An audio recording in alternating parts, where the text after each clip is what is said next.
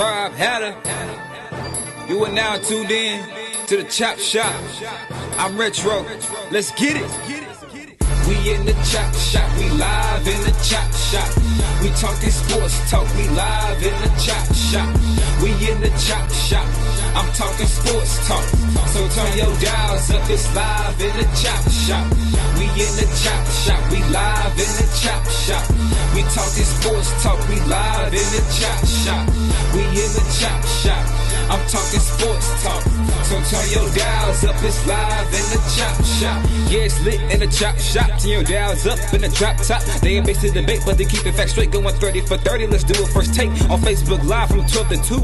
Rob Hatter and Jim Hicks going back and forth like Carter Ray and Skip Bayless and Stephen Smith. From on the court, off the court, straight to the field. Not a man that steals, but I made it steal. To the octagon where I fight to kill. We go face to face, then you write your will. I don't play tennis, but I bring the racket. I'm on the floor, I attack the basket. Put you in the casket when I'm overlapping. Never showing mercy, cause I'm always snapping. Never showing mercy when I'm in the arena. Step into the ring, he hit me as I beat him. Step into the court, I'm never backing down. Killing competition, I'm smacking down. Let me get back to the other stuff at the Chop Shop, cause they cutting up. It's Retro coming to you live to the Chop Shop. Now let's turn it up. Yeah, we in the Chop Shop, man. Shout out to Jim Hicks and Rob Hatter. You can catch the Chop Shop live from 12 to 2 on Facebook Live. Let's get it. We in the Chop Shop. We live in the Chop Shop. We talking sports talk. We live in the Chop Shop. We in the Chop Shop. I'm talking sports talk.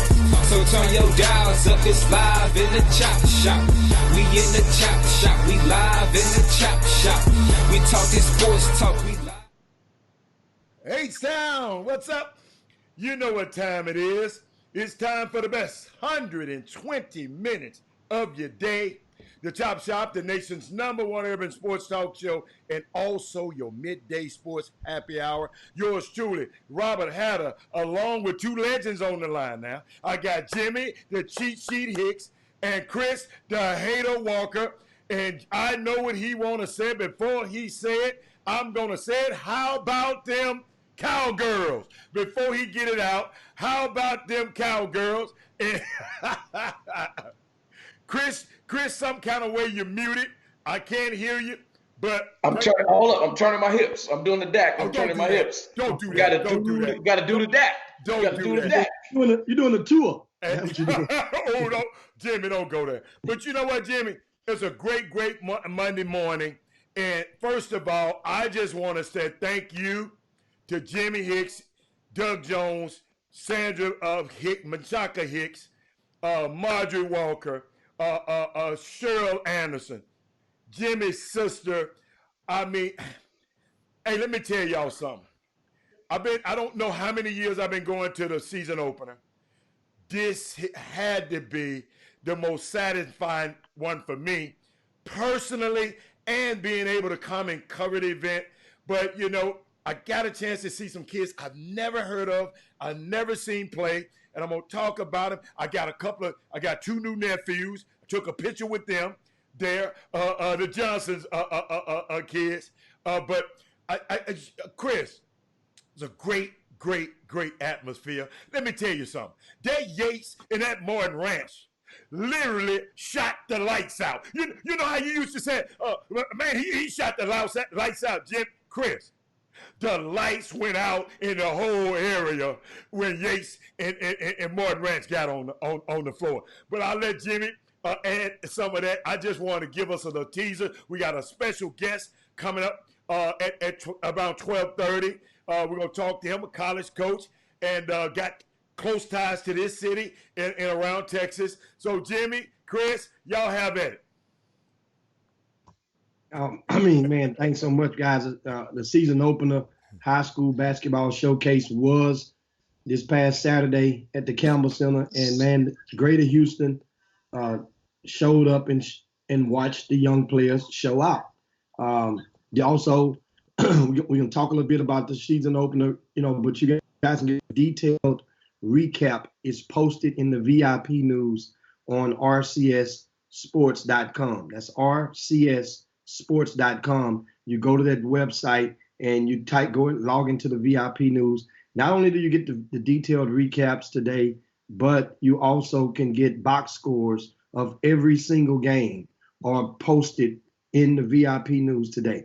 That means now not just certain stats but the whole complete box scores, even with the minutes played. So, for example, and I'll give a shout out to the University of St. Thomas. Oh yes, coach staff who provided the box scores of every game. And this is why I made mention of this staff, because University of St. Thomas guys over the past few years, head coach Anthony Medina, man, they've stepped up and showed out and showed their efforts to not only support Greater Houston basketball, but be visible every doggone time the ground cracks. Papa gets a tater in the sense of University of St. Thomas. And so if they come recruiting you guys, don't get it twisted. They've seen more basketball of the non-Division I player prospects probably than any other coaching staff in the country from this area.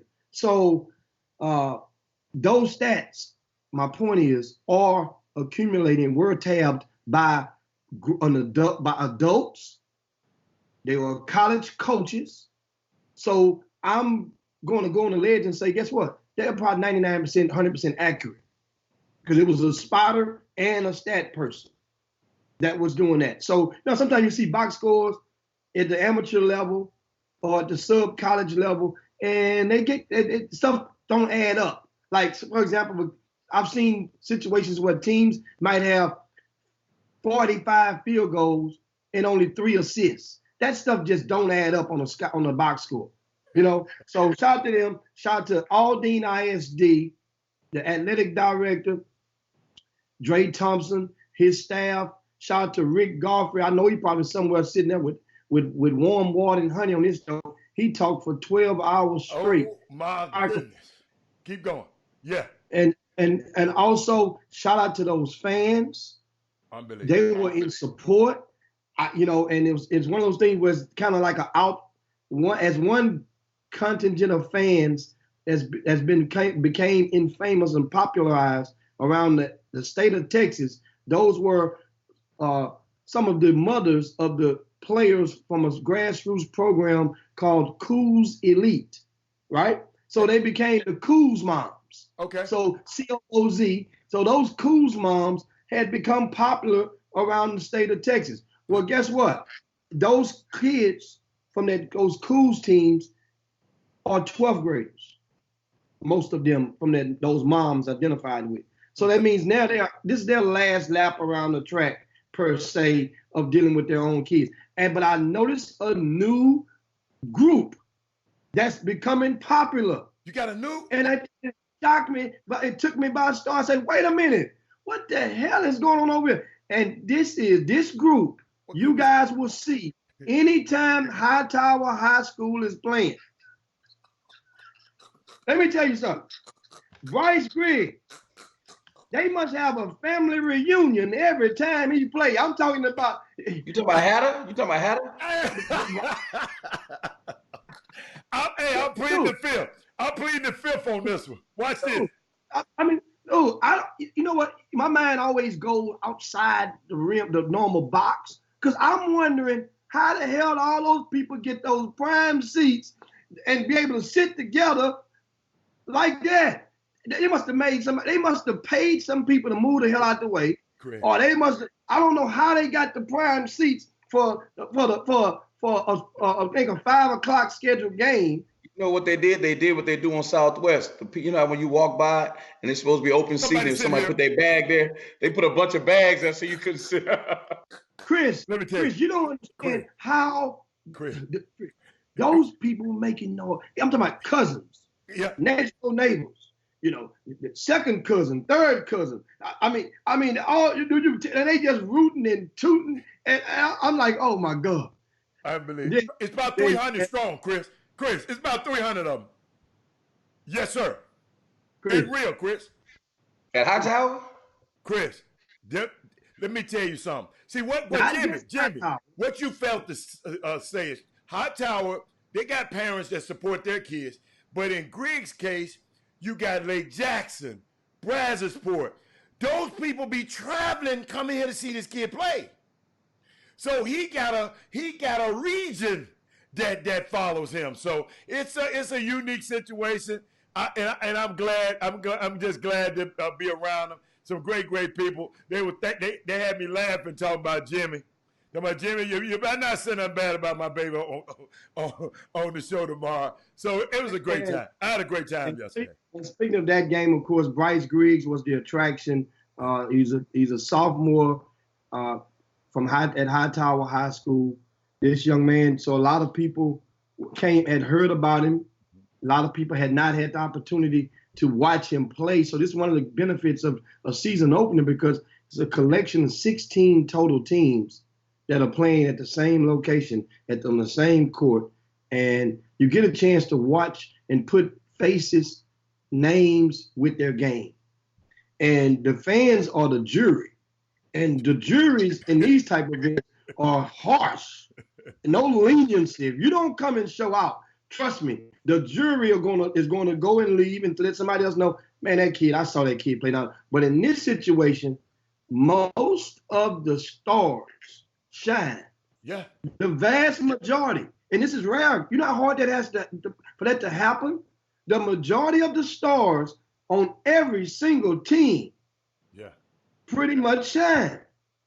So I'm proud that the young people embrace this opportunity and use it as a positive stepping stone. You never know who's watching. I mentioned yesterday on Twitter, John Stovall flew in from Portland, Oregon, where he's one of the administrators with the grassroots division of Nike.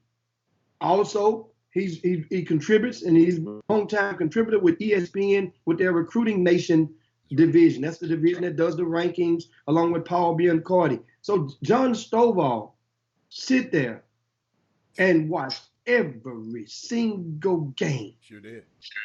Mind you, get up and take a restroom break here and there, but he did not leave the premises. Dude, you know how hard that is to sit there and watch that. Understand this. That means every single game that was a player that was evaluated by a person who works at the top level of the amateur sector. And that's big. Yeah. Because the thing is, you come on this stage, and we at RCS Sports, we help, and shout out to Big Doug Jones. Yes. He did a lot of work. Sit there, man. Doug was working. And that's why I try to tell people, pay attention to who's working and who's not working. You could be at the gym. You can go to every event you want to. But if a joker ain't working, then guess what? It's all for Neil. But this thing, man, hey, Chris, you missed a good one. You missed a good one. And regarding that, but shout out to also, we mentioned the Yates and the Martin Ranch game. Oh, my goodness. And LJ cried 37 points. It lost the game by 102 to 100. Both teams bust the clock. The light went off. The game was delayed by nearly 45 minutes. Yeah. The lights went off. Yeah, the lights went off in Fans the whole area. still stayed there. Yeah.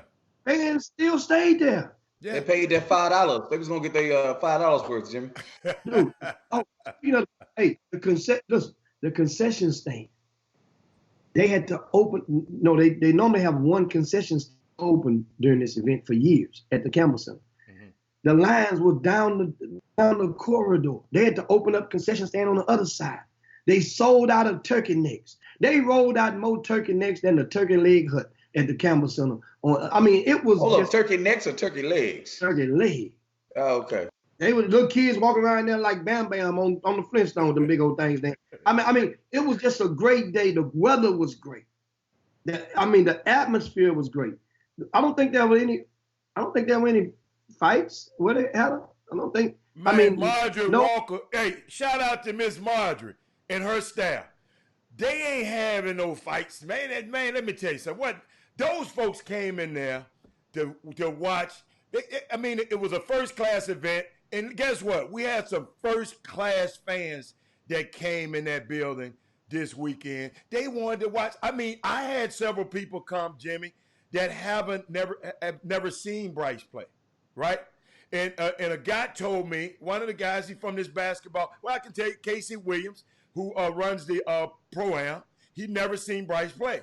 Him and a couple of more guys. So they were there, and he said, Robert, I must apologize. I said, what you mean? He said, usually when guys hype a player up, the player's not as good when I come. He said, that's why I was a little bit, could he be this good? He said, Robert, you didn't get this kid enough justice when you talked to me about him. This kid is advanced well beyond his years. And I mean, it's just great to see people who have never, ever seen these kids get a chance to come see all. Jimmy, you sit there and every guy on your magazine, Chris, and you can, Chris, and I got the magazine right here, Chris. You got to think about it. Chris, they got Tremont Marks. They got Reuben Jones, L.J. Cryer, Eddie Lampkin, Casey Harrison, Kenneth Lofton, and Jahari Long. We got all of these guys, and every last one of them guys showed up and played. I mean, if you didn't see it, if you haven't got it, you call me. I got one in the trunk. But it was just a great event, man. And Chris, I know you hadn't said anything. I had a ball at this event. What you got? You know I got my inside dirt. I mean, I don't want to put it out on Chop Shop. I'm trying to turn over a new leaf and be nice. I don't want to be the hater. But, I got my dirt. I got my sources. I found, I got some people told me some, you guys are all being, rainbows and sunshines over there. I like that. I appreciate that. Okay. But, I got to get to the other side. Okay. I got to get to the other side, and we'll talk about that later on. I'm going to let y'all have y'all fun and do the icings and the cake and all that stuff. And I'm going to bring the salt a little bit later. No. Because I don't want the parents now, because everybody going to get mad at me because they called me the hater. But it's all good, though. They'll be mad at you anyway, Chris. No, man, I just, I don't want to be like Stephen A. Smith taking the picture with Sheriff Clark, Hatter's best friend. So I'm gonna relax for a minute, though. Okay, we'll go, Jimmy. I want to hear what the. No. I'm gonna bow down today. I'm gonna let it be positive. I'm gonna let it be a positive show today. Chris, the only remote thing that a person can remotely say about the opener that would be in a sad sense was the fact that the police department, whoever the Harris County troopers, them were the HPD, those were the troopers, the state troopers decided to set up speed traps on the exit, the main exit leading to and from the Campbell Center. And I thought that was really, really some sucker stuff to do that, because you're preying on these young kids and their families, knowing that this was a high school event going on at this place, and you're setting up speed traps, and they were giving tickets left and right. Really? And once again, man, the season opener guys now, the thing all teams, of course, on the RCS Sports, we posted our top 40 high school team, the team rankings were posted over the weekend, and you can see that inside of the magazine as well. This magazine is out, and it's at multiple locations. Jimmy, what's up with that top 100 of players of all time? Where Chris Walker at? I haven't gotten my copy yet. That article, that's one of the feature articles of this year's copy, is the top 100 players over the past 50 years, from out of Greater Houston, that is. Top 100 players over the past 50 years. And that article is hot because a lot of people have read it, and it's easy on the eyes, guys. That article, you see that's the front of it. I'm showing you the big guy in the black and white picture. That's Rob Williams. And if you didn't know him, and I think on down somewhere on this bottom, you see a big head. Look at that flat top, boy. That's what I'm talking about. That's not kid and play. That's Chris Walker. And of course, guys. This magazine is really. Hatter would have gave you 50. I would have gave you 50. Too short, man. Hey, I would have I'd have gave you 50. Hey, Jimmy, I think Bryce or one of them kids did this, like I'd have gave you that Juster right here. You too small, Chris. You too small. Now, listen, you can talk all that small stuff all you want. I'm a big guy. I'd have gave you 50 and would have went to Memphis and took over. How about that? Oh, I love it. I love it. Just like I came up here and took over Houston. I like that. Absolutely. And basketball was my second sport. Keep it going. And guess what? And speaking of hoops, I'm once again, every team except out of the 8 games, every one of these teams pretty much except for like one were ranked among our top in our recent or in the magazine rankings, put it like that. Well, every team that was ranked higher won every game except for one. And that one game, that was Sam Houston was the only one. Sam Houston had a 20-point lead in the third quarter. In the second half, and fell to Aldine Davis High School. But once again, man, great showing. Great. Thanks for everybody for coming out. You guys know I was dog tired after that day, that evening at the Campbell Center. But it was great seeing everybody.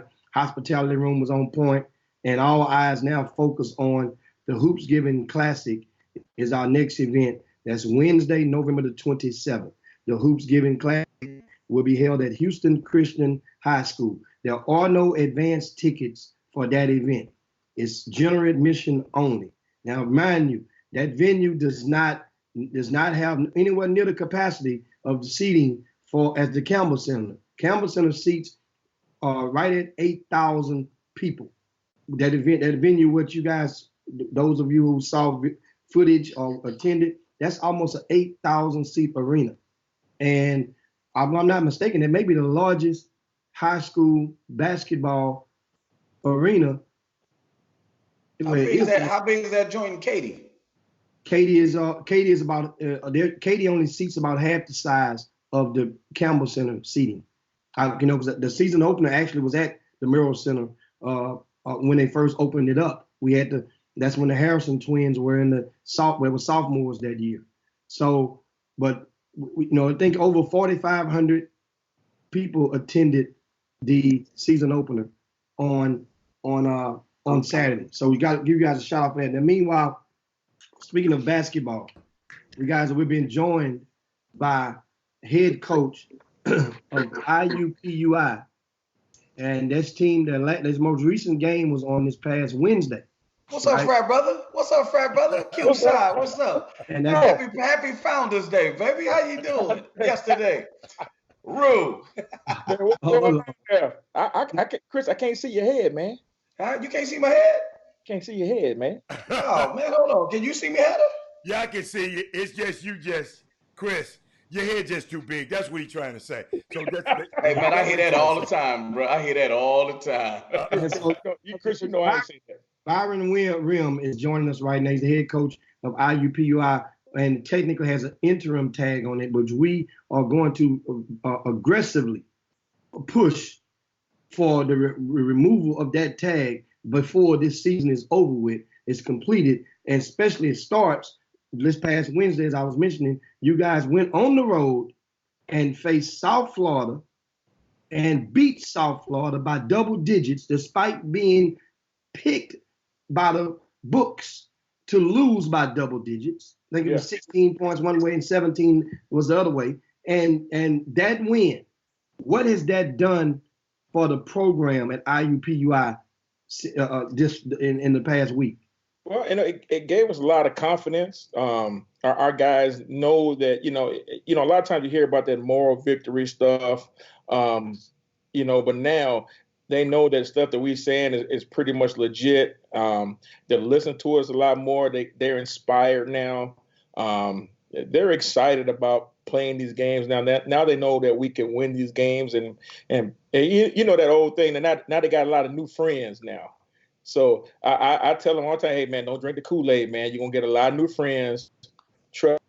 A year ago, ain't nobody wanted to be my friend, and now everybody want to be my best friend. So I don't drink the Kool-Aid myself.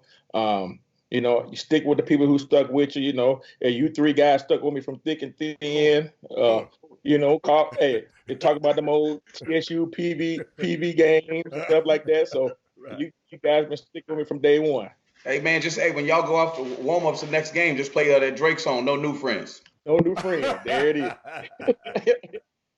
is. Yeah. So now, you of course been a head coach. You have a head coaching experience at Prairie View, all-time leading in wins of any coach from Prairie View history, right? Yeah, in the Division I history, yes. I didn't know that. Okay, Rim. Yeah, and so congratulations on that. So what going to now being at IUPUI?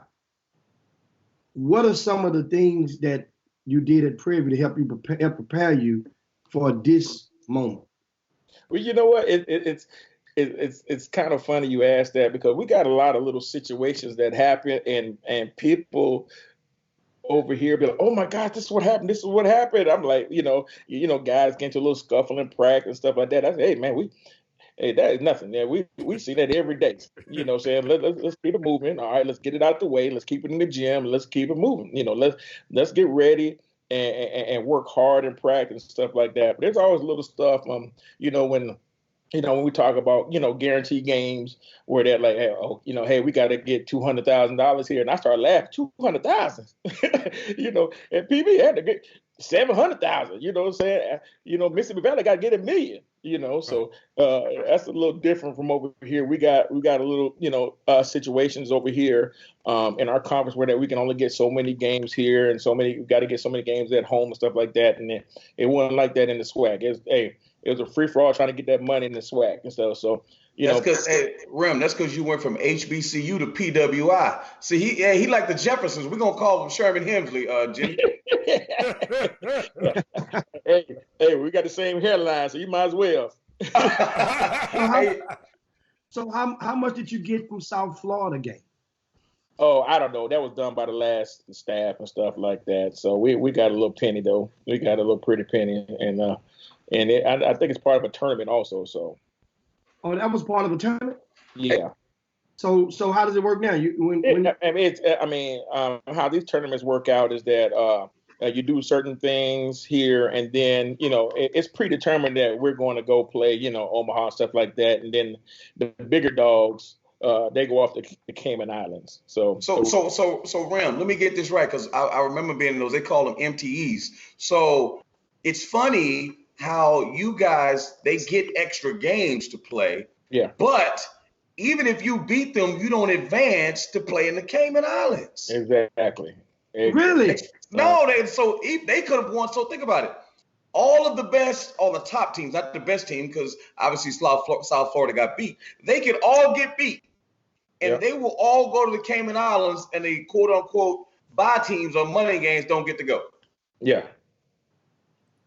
Is that? I mean, you don't have a problem with that?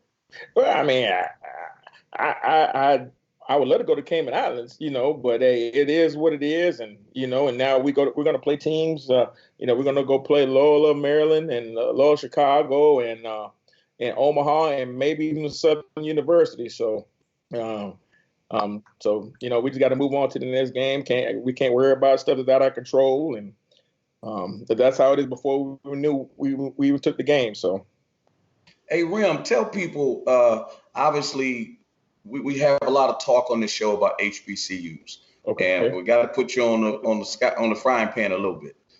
Tell us what's the difference between HBCU and the PWI as a head coach. The difference. Halftime.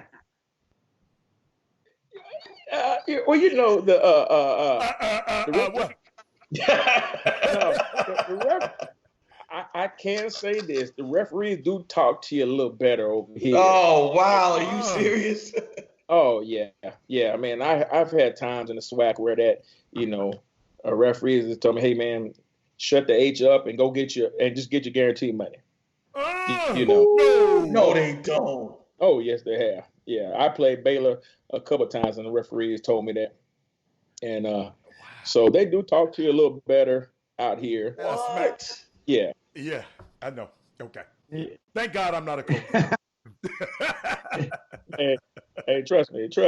Hey, but that's life. I mean, we Okay. see it on Facebook all the time, man. And, people talk to you a certain way because of, how you look or what color your skin, Yeah. and sometimes people feel they can get away with it. Police officers do that, or I Right. mean, if they talk to you in a certain way, or even a school teacher, or sometimes people just feel that, hey, I'm in a power, I can talk to you in a certain type of way and stuff. So. They've done that, and if you report it, everybody get amnesia. I don't remember saying that, So it's kind of, it is what it is. And you just kind of make sure that I make sure I do the right stuff. I make sure I don't talk to people like that because I want my blessings and stuff. So, My man. but other than that, I mean, I'm very grateful for the HBCU because they took a chance on me when nobody else would, and it got me to this point. So I have nothing bad to say about the HBCU or the school I'm at now, or any PWI or whatever Chris calls it and stuff. So, yeah, That's what they Coach, call it. What you mean? That's Coach, what I people. got That's what something for you. educators call it. Coach, I got something, and I'm just curious because Trey Phillips just put it on the screen, and he said something unique because I read the story last night about TSU's women's jerseys uniforms were stolen before their game in Oregon, and they had to play in their practice jerseys. How does a thing like that happen? And because I've never been a coach, I don't know the logistics on how y'all travel. How does a incident like that happen? Well, I mean, I don't know how that happened. I mean, but if I were reading some of the stuff correctly, I don't know if it was correct or not. Because sometimes stuff get misconstrued in Okay. an interview that I guess, because a lot of times when we go places, we have a conference room that's just for us, Right. and it's for us the whole time. Okay. And sometimes people just leave stuff in there because they just trust the system that people going to take care of, and they leave stuff in there. Okay.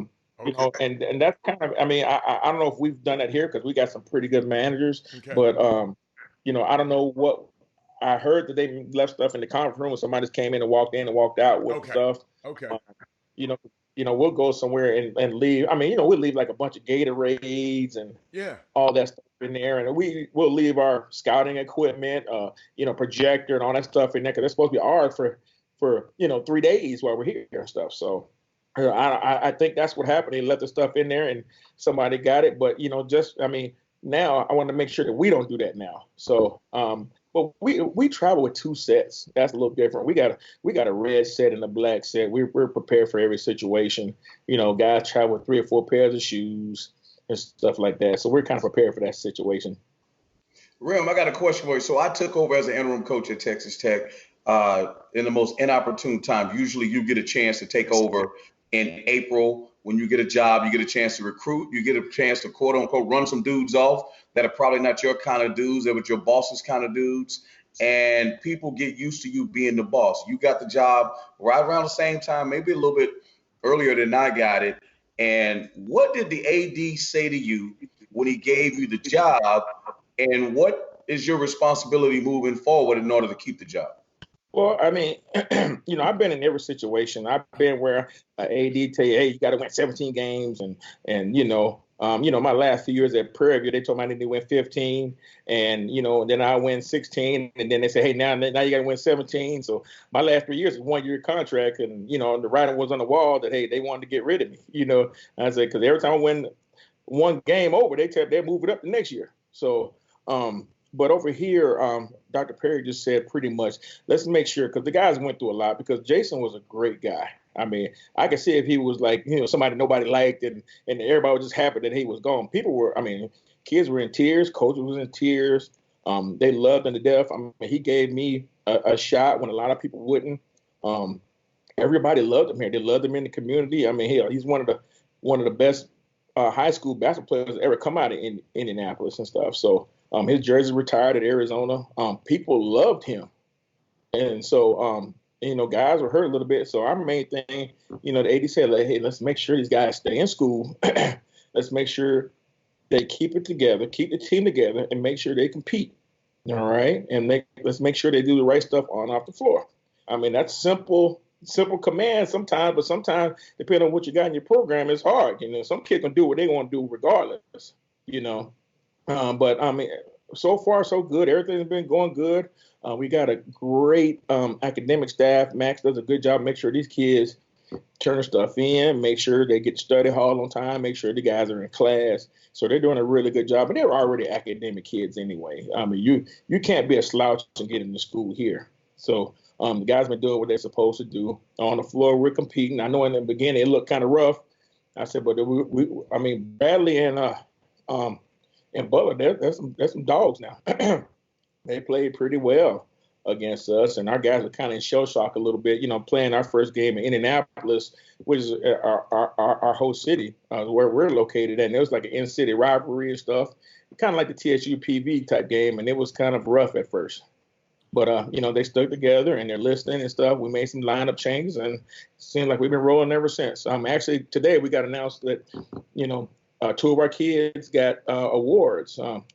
Mike DePersia got freshman of the week in our conference, and Marcus Burke got player of the week in our conference, and he also got national player of the week, Lou Henson Award. So, I mean, that's that's a great thing to have and to put on the resume and stuff. So that's great. Well, and that's awesome. I mean, if you're just tuning in. Okay. Jimmy, I got a question. Whenever you finish, go finish. I got a question for Coach. If you're just tuning in, we have head coach Byron Rim, interim head coach at IUPUI. That school is located in Indianapolis. Yes, this is the former. If he looks familiar, yes, he's the former head coach at Prairie View. Some of you guys in Mississippi that are watching may remember him at a short stint in Mississippi Valley. Also, he was recently in California as an assistant coach. What was that, Riverside, Coach? Where were you at? It was a Division I school. UC Riverside. I was at UC Riverside. That's in the Big West. And so now you mentioned earlier about all the new friends all of a sudden now. And one of the things that's important, I remember during your journey, and you reached out, you were adamant on self. You closed mouth can't get fed. You went and you asked guys, hey, man, if you hear anything open, man, let me know. And you try and you end up getting, albeit all the time like it was the 11th hour, but you landed at different spots and got different gigs. So now you're in position, and your spot as assistant coach opened up because you were promoted into the interim spot. You decided to reach back into Texas. Yeah. And go and got the authority to hire an assistant coach who was going through a similar phase of struggles in between jobs as you found yourself just a couple of years ago. Mm-hmm. How important was that? Brian Burton is the coach name. You hired, most recently he was at UTEP last year. He was at Lamar University 2 years before that. Mm-hmm. And then at Abilene Christian right before that. So, because I know people probably give you flack. Why go hire a guy down in Texas? Mm-hmm. So take us through that and what led up to the decision to hire him, because we think down here that's a great hire. Yeah. Well, I mean, and they love him up here too. When I was going through my situation, probably for the last 3 years, I don't know if you guys know it, but you probably do know it. I mean, I talk with Chris Walker about 3 times a day. For the last 2 or 3 years, man, we talk almost every day, 2 or 3 times a day. And, going through his experience, and the first thing that he said, and many other ones, was that, man, you hire somebody that you know and you can trust. And that's what I did. I know I can trust Brian Burton. But I still did my research, made sure everything was all right. I talked with people that I knew and loved. Coach Tick Price loves him to death. Ryan Price loves him down at Southern. Talvin Hester at Louisiana Tech. They all gave thumbs up. Hey, man, that's a great hire. You need to do that. So, and Chris said, hey, man, that's a great hire. So you need to do that and stuff. So, I mean, it was a no-brainer on my part when you ask 30 guys and 30 guys say, man, that's a great hire. Usually you have one guy saying, man, don't do that. But all 30 people said, hey, man, go after. And I even think I talked with y'all about that stuff. So everybody said, man, that was a great hire. He's been here. I'm comfortable.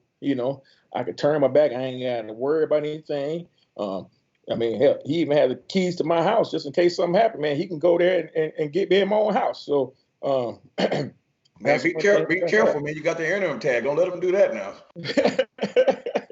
Hey, B, no, but you know what? And to piggyback on what Jimmy said, I really think people need to hear, if you can walk them through from working out with John Lucas, what you had to do to get to where you are now. Because people don't understand how hard it was. Because I was talking to you all the time. Yep. And when you went to Alabama, when you went to Willis Wilson, and then you went to Riverside, and that coach got fired, and then you went to Alabama State. Like, tell people what you went through. This is why this is a great story. And if you get this job, it will be absolutely amazing. Yeah, people don't understand, and I went through a lot. I went through some down times in my life, second guessing stuff, but, saying I had to keep the faith. I talked with, I went to John Lucas. John Lucas was the first guy, hey, this is what we need to do, and it pretty much everything related to hard work. And I had to grind. I had to start from the bottom. I just had to talk with somebody today, say, hey, my first 3 years as a coach, I didn't make a dime. I was working at a group home in California, and I was the associate head coach, and I wasn't making a penny. But that's something I had to do to grind, and that's one thing that I think my dad instilled in me a long time ago. I had to persevere through everything. I can't get anything for free. We got kids now that if it ain't happening in the first year, they're gonna quit, run, tuck tail, or go home, or complain about everybody else. So even though I was a head coach, at Prairie View, I was a director of basketball operations the following year at Texas A&M Corpus Christi. Where I got guys that they listen to everything I said when I was at Prairie View, and then when I got down to Corpus, sometimes people didn't want to listen to the director of basketball operations guy, and that was kind of tough. But I said, hey, I can, there's only a couple things I can live and learn from it. Saying either I'm going to show you or life's going to show you, and life is a lot harder when they show you. So. And I tell guys that all the time. So I had to learn through that. I had to humble myself a little bit because, I can only say things once. And if they didn't want to listen to it, that's fine. And if they did, that was great. So, and then going from there to UC Riverside was a grind too, because you had 3 guys that been together 6 years. So, and I was the odd man out, and just, and they had things certain way and stuff like that. And that's how it was. And, and I just had to fall in line with that stuff. And our head coach got fired. And then when Coach Cuts got fired in December, people turned to me and said, hey, what should we do now? What should we do now? Oh, okay. You know what I'm saying? But it all worked out and stuff. And then, and then they went with David Patrick. They hired David Patrick, and I didn't stay on staff. And then went down to Alabama State for a few months. And then I got a call from Jason Gardner, and this is it right now. Wow. Yeah.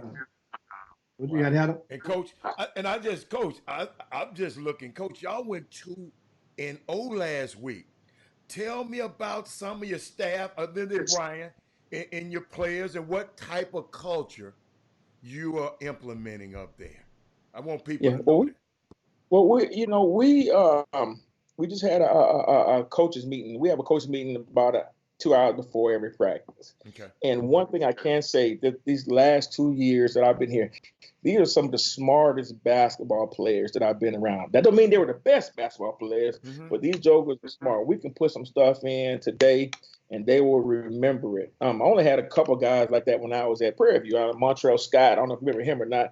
He will pick up stuff at a drop of dime. I know all y'all know the twins, Chris Jones. He would pick up stuff at a drop of a dime. You didn't have to ask him but once or twice. There's only a few guys, but but they listened to everything that I had to say. But so we went 2-0. We made a lineup change, and one thing I can't say, we had a senior that started a junior that started every game the last 2 years, and he transferred from Purdue.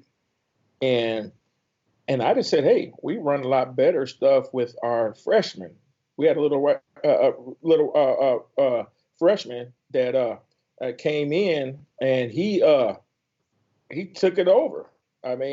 But so we moved to the we move our starting point guard before to the 4th spot, which is unheard of. Yeah. Whoa, Coach, you're starting point guard to the 4th spot? Yeah. Coach, that's innovative. Explain that, Coach. Well, if you see this kid, he's 6'3", 6'4", 220 pounds of muscle. So, and he transferred from Purdue. So he I'm gonna tell you this now. He can go. So we moved him to the 4th spot. So that's just like having 2 guards out there on the floor. The ball was moving a lot more and stuff like that. And I tell you this now, this kid is tougher than anything you got, and that's what kind of helps a little bit because he didn't pout and moan when I moved him off the bench, and I didn't realize it was the first time he ever came off the bench in his career here. Can you hear me?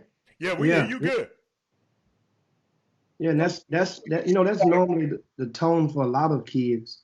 When they get to college, a lot of kids will go through a phase. You have to come off the bench for the first time in their life, and that's the thing that a lot of psychologically it affects more kids or those young men to a deeper, or young women to a deeper magnitude than you guys probably can imagine. One of the things I noticed about this IUPUI roster is they have no seniors.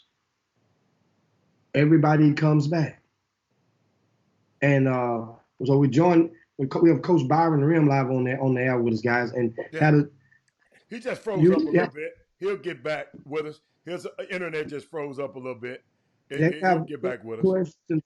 Meanwhile, you ask some questions. You guys may pose your questions on the timeline in the Boom Boom Room if you have questions for Coach Rim. Meanwhile, Chris Walker, you mentioned earlier, you had the interim tag at Texas Tech. So, and how, like when the Rim comes back, what are some of the 2 or 3 things of tips or words of advice that you can give him during this time? Because you guys going through the objective is to get that interim tag removed and get to be and get to have the freedom of knowing that you're not on a 1-year deal as a head coach, and especially being we can't ignore the elephant in the room. You're a black man at a Division I program, and there are not many head coaches, excluding the HBCUs. There are not many head coaches around the United States and in this situation. So what advice would you have for Byron Rim in that situation? I remember it like yesterday when I got that opportunity when Texas Tech made me the head coach. Again, not the most opportune time, but a great opportunity to be a head coach in the Big 12, where there have not been many, even since Tubby replaced me back in 2013. And Jay Wright, I remember talking to him when I got the job. I said, man, I think I may be able to get this job. And he says, listen, Chris, I know you think you're John Wooden. He's always teased me because he always thought I knew so much. And that was our little running joke. But he says, listen, you need to show people that you have an ability to lead men. You need to show people that it's not just about the basketball when you get a job at this time of year. Surely winning games helps. But at the end of the day, just because you win a few games, it may not necessarily make you the best candidate for the job because you win the game. There's a lot of things that you have to know how to do. That's why I'm glad that Byron got this opportunity, because he's been a head coach already. At that time, I was not a head coach, and I'm sure I made some mistakes, and I'm sure that I thought that I was going to get the job when it was all said and done, and I surely felt that I did enough to do that. But I made sure that I galvanized the team, I galvanized the community, galvanized the fan base, also the people in the upper echelon of this university, and I did the best that I could. We didn't have the greatest record. We won, I want to say 11, 12 games. But again, at that point, I didn't think we were going to win before I got the job, even when the previous coach was there. Shout out to Billy Gillespie. He had gone through something tough there, and he's doing great at Ranger now. But at the end of the day, guys, it is a very tough situation. You will be judged unfairly. It's unfair to judge them based on wins and losses, right? But they're going to do that. So that win against South Florida is huge. It's huge. But you got to keep it going. You got to keep building the culture. This is what you're going through. Think about it this way. And this is the last point I'll make. You got 13 kids or plus or more who don't know if you're going to be the head coach. Think about trying to discipline your kid if the kid thinks that ultimately you don't have any control over them. Second of all, you got grown men whose future, right, is undetermined because they don't know if you're going to be the head coach. Forget about what Byron Rim has going on. He has to negotiate for his own life. He has to do the same thing for about 20 more people. It's not a great situation, again, even though he's getting a great opportunity. And that's what leaders do.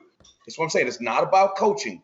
It's about leading people in the most difficult situation. And in the most difficult situations, we find out what kind of man or woman you are when the deck is stacked against you. And that's what's going on. Again, you can look at it as a mountain that you got to climb, or you can look at it as just a trek that's something that you're going to do like Mount Everest, and it's nothing that you cannot do. It's tough, but hey, I'd rather be in that situation than be an assistant coach, and I bet on myself. Wow. Awesome. And like I said, we're rooting. So you're saying that it should not be about the wins and losses, but in reality, it is about the wins and losses. You know what? It's not about the wins and losses with Scott Frost at Nebraska right now. He's 8-14, and they gave him a 2-year extension. I can go on and make situation after situation when it's not about wins and losses. It wasn't about wins and losses with Greg Paulus at Niagara when John Beilein's son screwed up and did what he did, and Paulus had not won a game yet, and they made him the head coach. It wasn't about wins and losses then. It's about leadership and the confidence that the university has in Byron Rim. And that's what I've counseled him on. What you got to do, you got to build confidence in you, Byron Rim, the man. Because you may not be able to show it as a coach because, again, you didn't recruit these kids. You're going to do your best with them. Again, they're all playing under the auspice of not knowing you're going to be the head coach. You know, that's how stuff happens. That's why they got the head beat up the first 2 games. And for him to keep that thing together and go into South Florida and get that win, that says a lot about his character. Forget about the wins and losses. I'm not saying you can win and you can lose. There are a lot of great coaches out there that can win, and they get fired too. It's about how he's got a chance to build something, allow him to build it. Based on improvement, right? As John Wooden once said, never mistake activity for achievement, right? Never. There's a lot of guys that are getting things done but are achieving nothing. So it's all about what that university feels about him, and they believe that he's the person to take that program moving forward. And you know, speaking of moving forward, you realize a lot of people it doesn't hit them, as Byron Rim noted, how hard this stuff is, how hard to get in positions at these types of programs.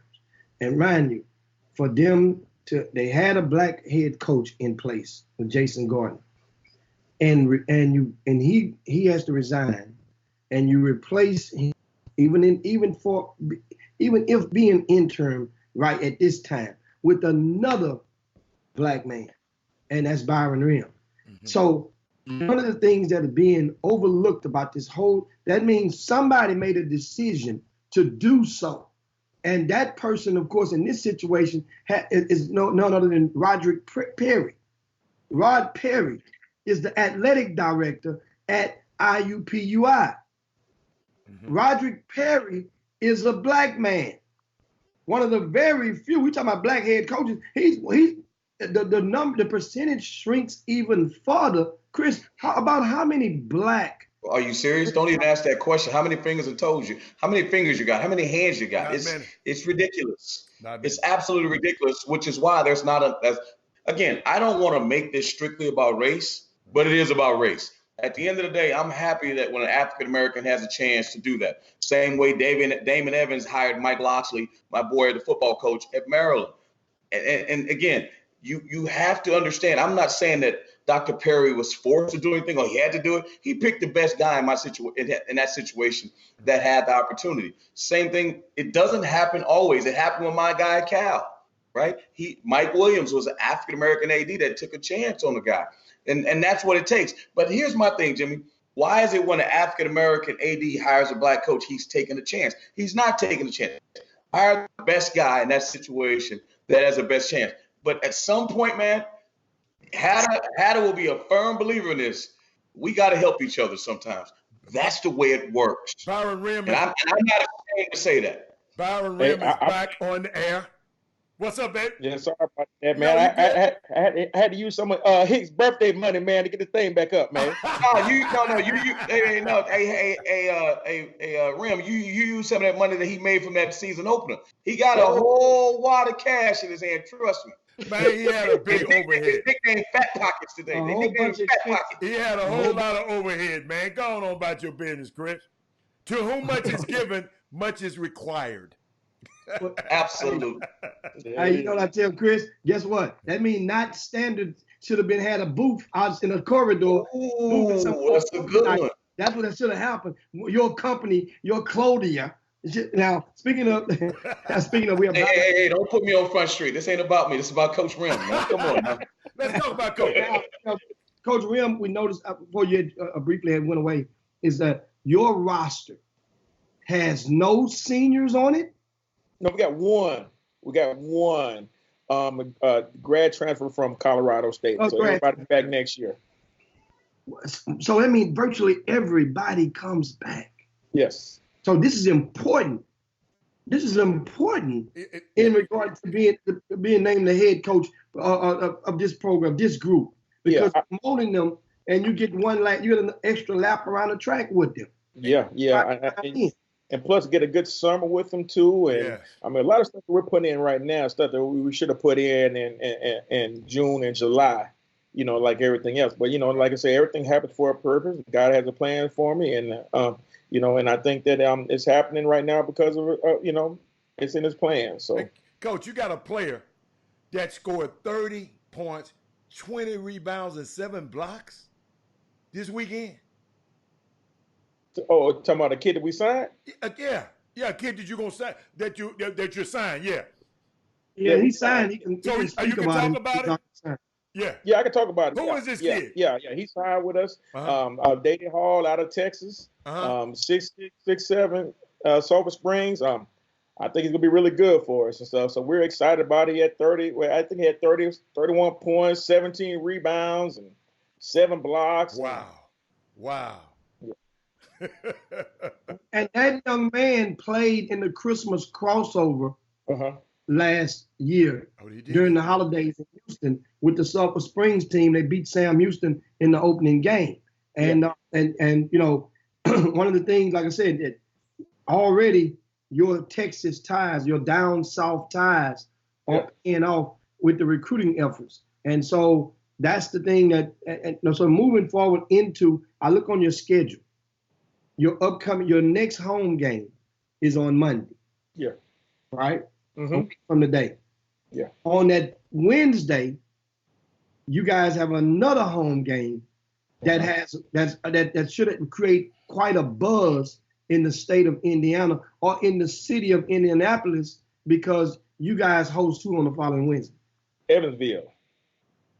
And that's the team who upset Kentucky. Yeah. Is Byron Rim gonna get that? I mean, is Brian Burton gonna get the scout for that game? Hey, and Brian in the next row, I need to call him in here, man, because he had the South Florida scout. Really? And he scared me to death, boy. Burton put every great thing they did on that thing, and I looked at that scout and said, "Oh my God, we playing the Lakers." Hey, Coach, only thing I'm gonna be looking at when I watch that game is who dressed the cleanest. You better have your Sunday finest on, because Walter McCarty gonna come sharp as a tack. Hey man, that's big money right there. That's big money right there. I'll let him have that battle, but I'd rather take that other battle from him. So it's gonna be a great game down here. We don't lose a lot at our home our home stadium. It's gonna be rocking and rolling here. Evansville's not that far from here, so I believe the arena's gonna be packed.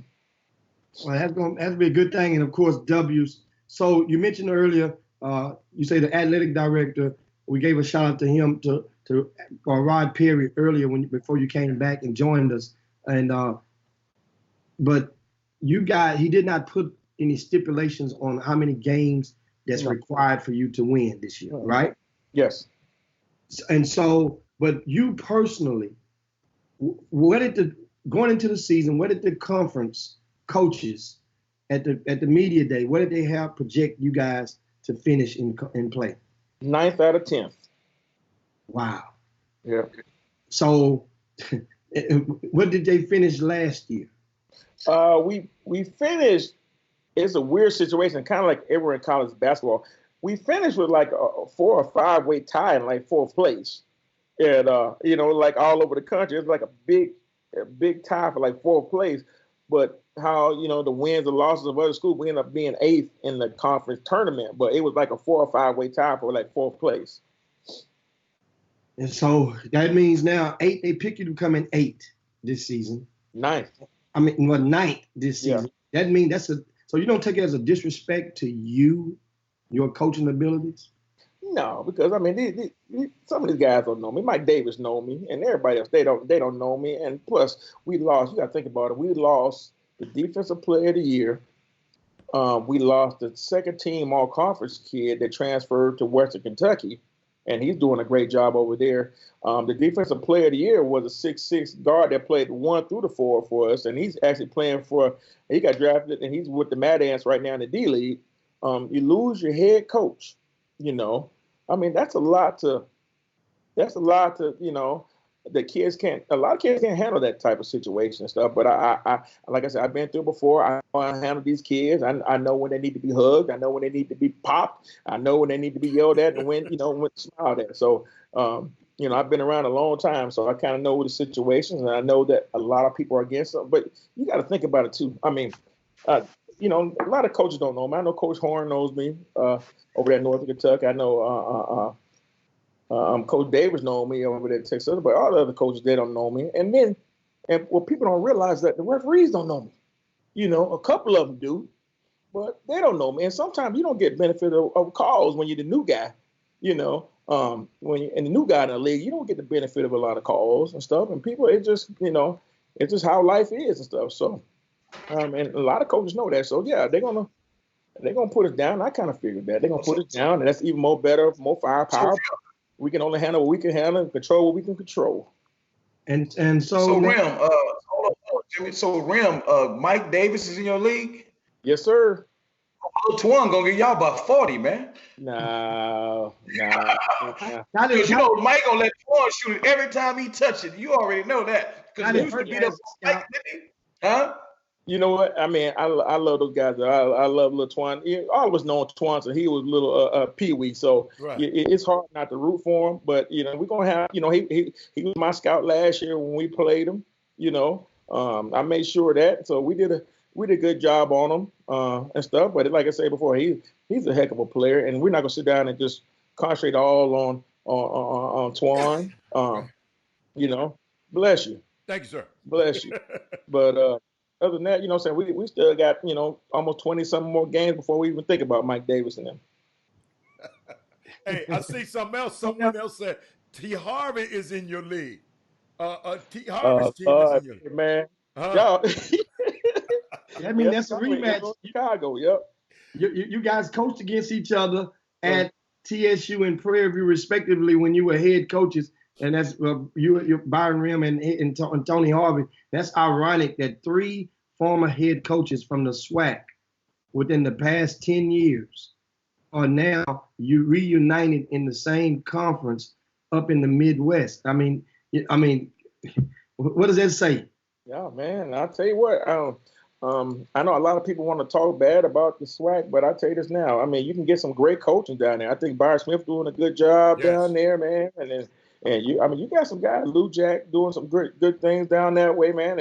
And I'll tell you this now, it ain't the same anymore like it used to be back in the day. You know, back in the day, Chris, you get 2 wins from Alcorn, and you get 2 wins. You can't do that no more in the SWAC. Hold up, over Rim. You can get one against Mississippi Valley right now. Don't get it twisted now. What? Man. My goodness. Man. Yeah, that's a tough one. But yeah, like I said, it's his first year too. I mean, that's Lindsey Hunter. He'll get it turned around down that way. So I mean, but it's kind of funny. They're like, man, they got Lindsey Hunter, and I'd be saying, man, I don't know who Lindsey Hunter is if he walked up and hit him inside the head. So, ain't that crazy? Wow. Yep. Hey, Rim, I know people don't know this, man. And I don't know if you want to share this or not. How's your dad doing, man? No, he's doing better. I think he's having surgery this week. He's having surgery this week, so we're keeping everything prayed up for him and stuff. And had a little cancer scare right now and stuff. So he's having surgery this week, and then he's gonna be great. We just got to keep a positive attitude and keep a positive mind frame, and what he's doing. He keeps telling me, hey man, stop asking about me. I'm all right. You know how my dad is. So I'm all right. So everything's going all right so far. And so now recruiting efforts. Now being at the interim tag is on you right now at IUPUI. You've signed how many? We mentioned earlier you signed a young man from Sulphur Springs High School in Texas. Yeah. How many did you sign last week? Oh, just one. We just signed one. We got, like I said, we got one senior. We got two more to give, and we're just waiting on the situation. We got a couple of guys that are real excited about joining, but they just want to get the thumbs up from our athletic department that I'm going to be here for a few years and stuff, and then they'll jump right in.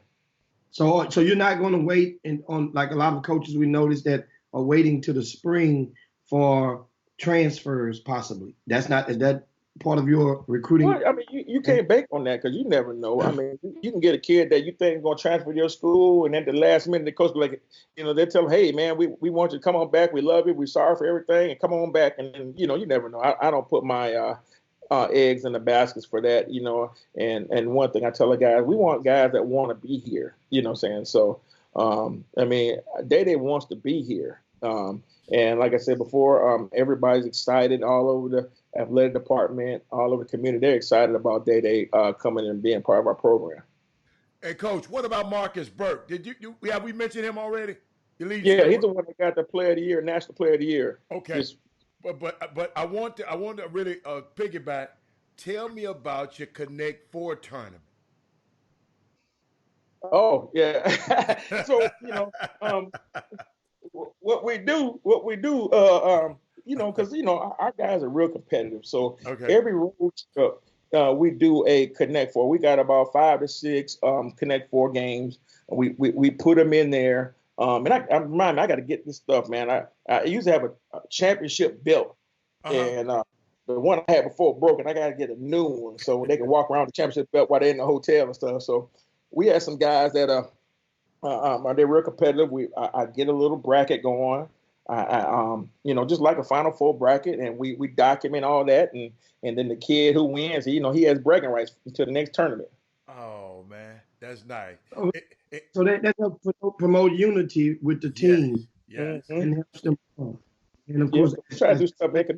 These kids nowadays, they so. I mean, I'm not gonna say kids, everybody. They so enamored with their phone, and when something ain't going right or wrong, and know what they're doing now, man. What? They get on their phone and they are studying how to play Connect 4 on YouTube so they can get strategies and stuff. So they really want to win this thing, man. But these kids are something else. That's amazing.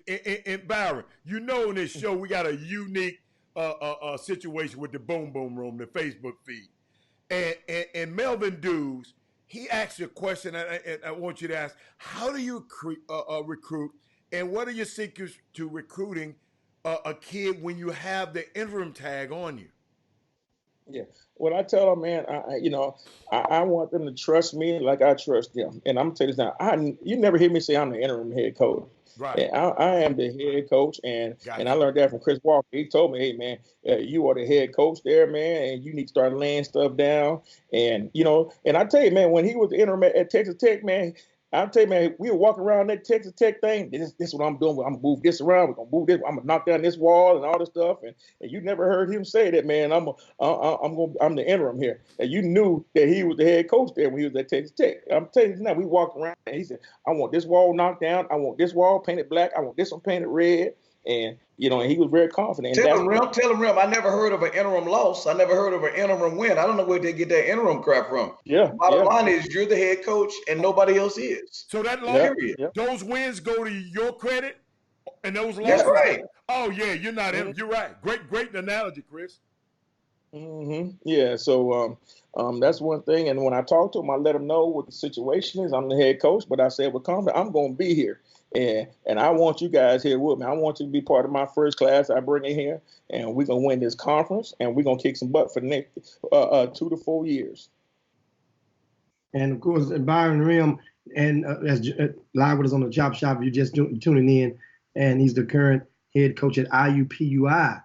Now, recruiting, Rim, most of the team, like I said, it's not normal. That's in the Midwest. A lot of talent that way. So what's your angle on recruiting? Since we mentioned Brian Burden has been added to your staff. Mm-hmm. So do your efforts, does he go and continue to recruit Texas, or do you guys concentrate more of your efforts in the Indiana and in that part of the country? Well, we want wins. Yeah. And what we got in my situation here, I don't have an ego. And I talk to our guys. Now, even though I'm the interim, we're all interims. And I don't think our guys know how hard it is to find a job after you get let go. And so I gave our guys certain things. I know Coach Dunn, he is doing defense. Coach Burton, Coach Ike, you guys doing the offense. I'm stirring the pot of gumbo together. And I said, when it comes to recruiting, Coach Dunn got Florida, Burton, you got Texas. You know me, I got California. And Coach Ike, you got Indiana. And then we kind of fall in place. I take a little bit of Chicago and all that stuff. And I said, hey, and for us to be here, we got to get the best players out these areas. And for us to win, I said, Coach Ike, I need the best out-of-bounds players in the country. You know what I'm saying? Coach Dunn, I need the best defense in the country. I need the best offense to fit these guys in the country. And so we can put it together. Now, we get it done, we all got a job. If we don't, we all fired. And so they're concentrating every time. They got offenses they bring to me. I like this. I like this.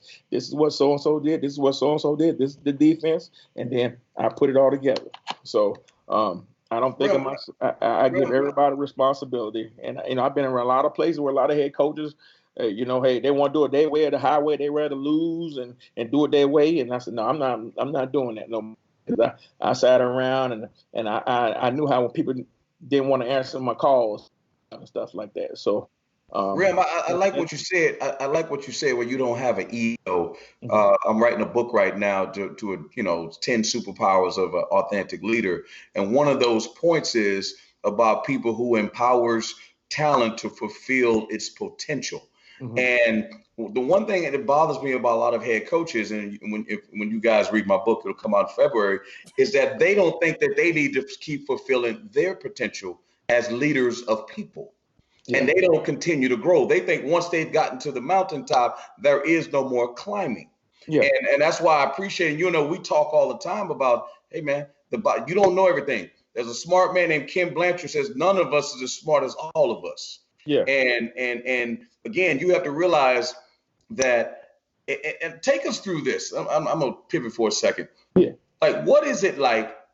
Explain to our listeners that what is it like to be a brother in the head coach in the NCAA, in the NCAA realm? I don't think people understand what it's like being black and being a head coach in college basketball. Like, walk them through it. It's tough, man. And I'm gonna tell you, just like being black and anything else, it's tough. And you gotta prove yourself tenfold to show that you can do the job. And you get he's very articulate.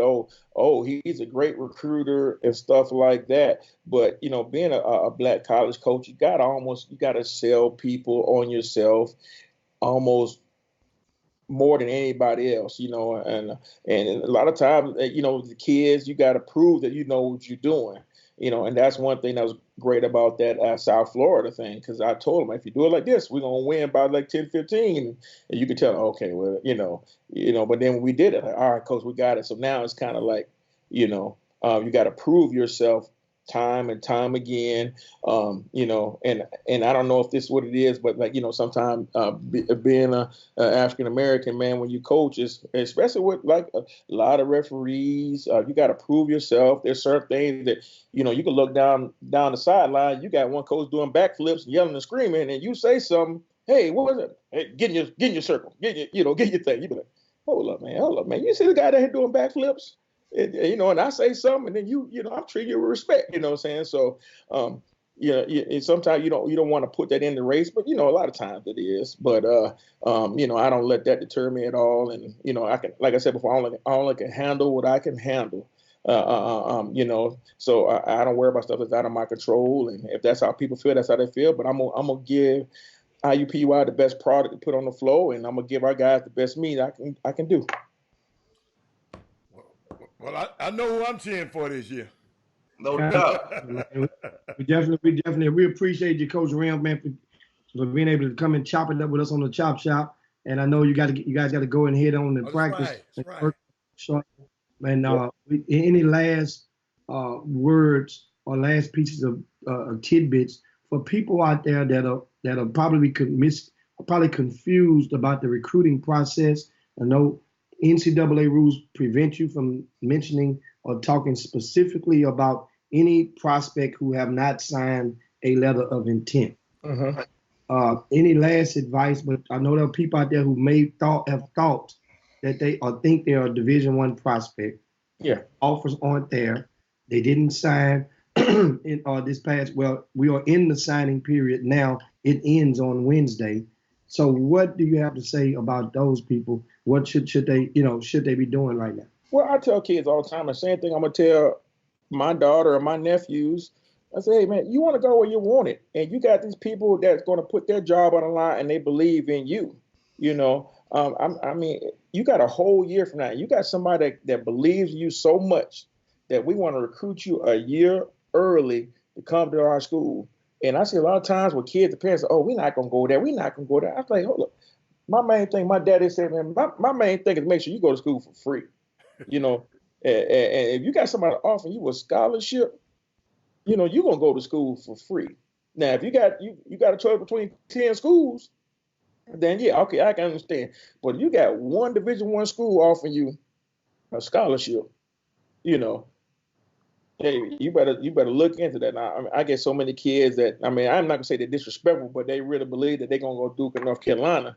And I'm like, hey man, you don't even start for your JUCO team. How you gonna sign with Duke of North Carolina? But but sometimes it's not even them; it's the parents, and the parents got false dreams and stuff, and the JUCO coaches. We had one kid that was supposed to come to us. He committed, but then this coach talked him out. Now he's at a big time school, and he's playing 2 minutes a game.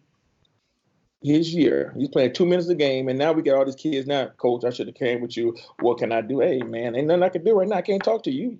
You can't come to this school. So a lot of kids got to feel out, and do what's best for you. Not what your AAU coaches, because they ain't gonna pay the bill if you get hurt. You know what I'm saying? Talk with your mamas and daddies, and whoever's real close to you about school, and be realistic now. Be realistic. If you ain't on the front of Jim Hicks magazine, you probably ain't going big time. You know what I'm saying? So some of these kids don't realize that. If you ain't on that cover, hey, somebody offer you, if you got one scholarship offer and that's all they offered you, you better take it and look into it. Yeah. You know what I say, Jimmy, to even piggyback on what Byron says, the only thing, when he says going big time, the only thing big time is playing time. Yeah. People need to understand that. The only thing big time is playing time. Yep. That's the only thing that's big time. Yep, and I tell these kids too, hey man, if you want to make it to this league, you need two things: time and touches, and I'm gonna give you that. Boy, look at it. He go sell Buicks now. Look at him, Jimmy. He ready to go sell Buicks.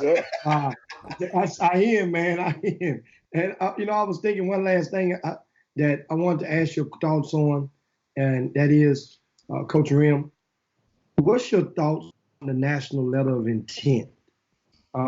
I know that's a tough question, but we're looking and we're seeing situations whereas, we know it binds the player to the school, to the NCAA. Yeah. What? And we had a gentleman on 2 months ago that was behind a movement to get an agreement sort of that would counter serve in place of the national letter of intent, meaning that if a kid didn't want to sign, he could sign just the scholarship papers. Yeah. What is your stance on that? And if a kid that you're recruiting requested to not sign and then sign scholarship papers instead, how would you treat it? Well, I mean, they got to do what's best for them, and I'm going to be on all spectrums of it. I'm going to be on the head coach's spectrum, and then I'm going to be on the father's spectrum. I got to do what's best for my daughter or best for the player. As a head coach, I'm always doing what's best for Coach Rim, And so I can say, I see it all the time, but a coach be like, hey, I don't want this for my player. But then when it comes to their kid being the player, they be like, oh, no, we're going to do it like this. Hold up, man. When you was the head coach, you did it a certain way. So I think it's whatever best for the kid. It's always great to have a, just in case something happens. But like I said, if I commit to Coach Rim and IUPUI, and then Coach Rim ain't here anymore, or Coach Rim do a heck of a job and going off to Duke, North Carolina, why can't I leave? Why am I have to be bound when nobody else is bound but me? So, I mean, that's all part of the whole spectrum of college basketball, the whole spectrum of, should kids be paid to play or should kids be doing this and all that stuff. So it's all a money movement for whoever needs it or whoever whatnot and stuff. So it's hard for me to say. But all I know is it's a blessing to play college basketball. And it's a blessing to not have a bill when you get done playing college basketball. And people don't realize that. Glory. Yep. Man, we appreciate you coming on, Rim. I appreciate it, man, for sure. Thank you. Thanks a bunch, man. And I'm going to say it again. You're the head coach, not the interim coach. You're the head coach at IUPUI. That's what you are. You're the head coach. I like that. That's right. All right, Coach. All right, take care, man. Take care. All right. Let's go. Hey, man, appreciate that, man. That's Coach Byron Rim, guys. Join us, man. Hope you guys got some nuggets out of that conversation and understand something. The Chop Shop. Nobody else in the country is going to provide an opportunity for Byron Rim to speak that long over the airways. And that's one of the things that we provide. If we are here to try to help others who are trying to help themselves. And so that's what's going on right now. So now let's go and pivot, because there's a lot of things that took place this past weekend in sports. You know how I go. Everything jumps off. Soon as the Chop Shop goes off the air on Thursday at 2 p.m. And the first thing that was order of business, of course, we got to get right into this, and that is the Colin Kaepernick situation. I mean, we can just, many of you guys that are watching right now, you guys haven't been on a rock. You know what's going on and what took place. So we'll just pick it up without taking you to the beginning as to what initially happened. Bottom line, we'll go from right at the point. Saturday morning, Colin Kaepernick announces that he's changing the venue for his workout. He announced basically, and he takes takes the narrative and goes outside, about an hour outside of the center of Atlanta, to a high school. And high school, I think, is Drew High School, if I'm not mistaken, right, guys? And the thing that was significant about this school is that it was named after Charles Drew. And Charles Drew is the old black surgeon who invented blood plasma. So he strategically picked this high school. So that means he had that already planned. Yes. Okay, yes. keep going. Because they said, and I read today on Sports Illustrated has a detailed article, and so did the Undefeated this morning. Both released articles, and great if you hadn't read them yet. Great pieces. Here's what I picked up in the Sports Illustrated article: that by the time, people were outside the gate waiting at the Atlanta Falcons practice facility. People mean a lot of the media, because they weren't allowed to be there late, but they can be outside. And that's how you do if you got to work. You want to be close to the venue. You can get something done, because some guys got to go eat. Some guys got to go to their hotel. You just follow them, or you catch them walking to their cars and get a sound bite here or there. Well, by the time that the word had spread, a lot of the media guys, because it was known that media could go and be public present at the new workout facility at Drew High School. So guess what? By the time everyone arrived over there, we cranked the cars up, the rental cars up, and beeline over to this school. The security detail was already in place. They had separate interests. I mean, everything was already coordinated, and the staff was there. So yes, Hatter, if all that stuff was in place by the time people had gotten there, once the red release, that means that you had to notify people. You had to get your staff. But remember now, because the NFL had their staff. So Jimmy, what here's my thing, guys, and maybe you or Hatter can explain this. Obviously, Kaepernick got wind of something going awry. Somebody tell me what it was, Hatter, that he got wind of that made him shift his course and be like, when I read it the next day, I said only 8 teams showed up. I said, I thought 20 plus teams were coming. What happened? Why did he change gears like that? What is it that he saw that he was like, you know what, this don't smell right. I'm going over here because I don't trust these dudes. I know the media not being a part of it was one thing. What was something else that made him be like, you know what, I'm not going to be a animal. This ain't the zoo. I'm not a monkey in a cage. I'm going over here and do my own thing, Hatter. I can't answer that question, Chris. That's Chris. Let me tell you something, y'all. First of all, me personally, if I distrust somebody that much, why would I want to play for them anyway? Okay, that's number one. And Chris, I don't know how long you've been in corporate America. Jimmy, you hadn't been in there a while. But I don't know where you can go and you go for a job interview and you can tell the boss, I'm not going over there where you want me to come. I'm going to go an hour away on the other side of town. If y'all want to interview me, y'all interview me. Nowhere, it don't make sense, Chris. A lot of this stuff, if I'm going to put it like this. If you're trying to make sense out of this, like Anthony Weston asking me about an injury waiver. Anthony Weston, I don't even want to curse today, but F the injury waiver. Why are you saying that, Hatter? Why are you saying that? Why are you saying F the injury waiver? Every player has to sign an injury waiver before they try out, Chris. Mm-hmm. They might have some stuff we won't find out because I haven't seen the contract. And for me, both sides are lying. I don't believe Cap Camp. I've been around this league too long, and some things about the NFL I'll never believe. But let me finish, okay? First of all, you show up at this job interview that you canceled, and it's 7 teams came instead of 8, Jimmy, as reported, because the Buffalo Bills came and said, we didn't come. We didn't show up. So it's 7 teams that showed. Went from 24 to 7. And I don't blame those guys. Ain't nowhere in the world, if I'm a boss, and y'all, I'm trying to explain this to y'all. If I'm going to go and work at Federal Express and they call me, I don't care. See, y'all got to, Colin Kaepernick, no, he's still trying to be an employee in the NFL, supposedly. Me personally, I don't think he does. So guess what? You show up at this thing with a Kunta Kinte shirt on. Okay, let's go. Really? And Jimmy Hicks would say, really? Then he said on his interview, Jimmy, hold on.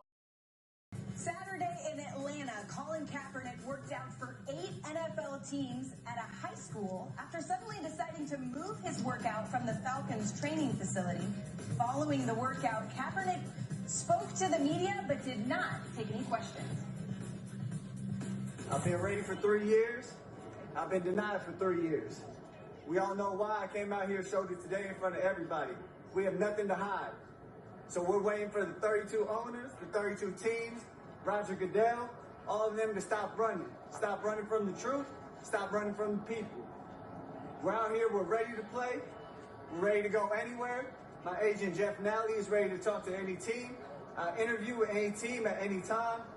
I've been ready. I'm staying ready. And I'll continue to be ready. We'll be waiting to hear from Roger Goodell, the NFL, the 32 teams. We'll let you know if we hear from them. Ball's in their court. We're ready to go. I know the scene is probably still showing on the screen, but I'm gonna let that finish. And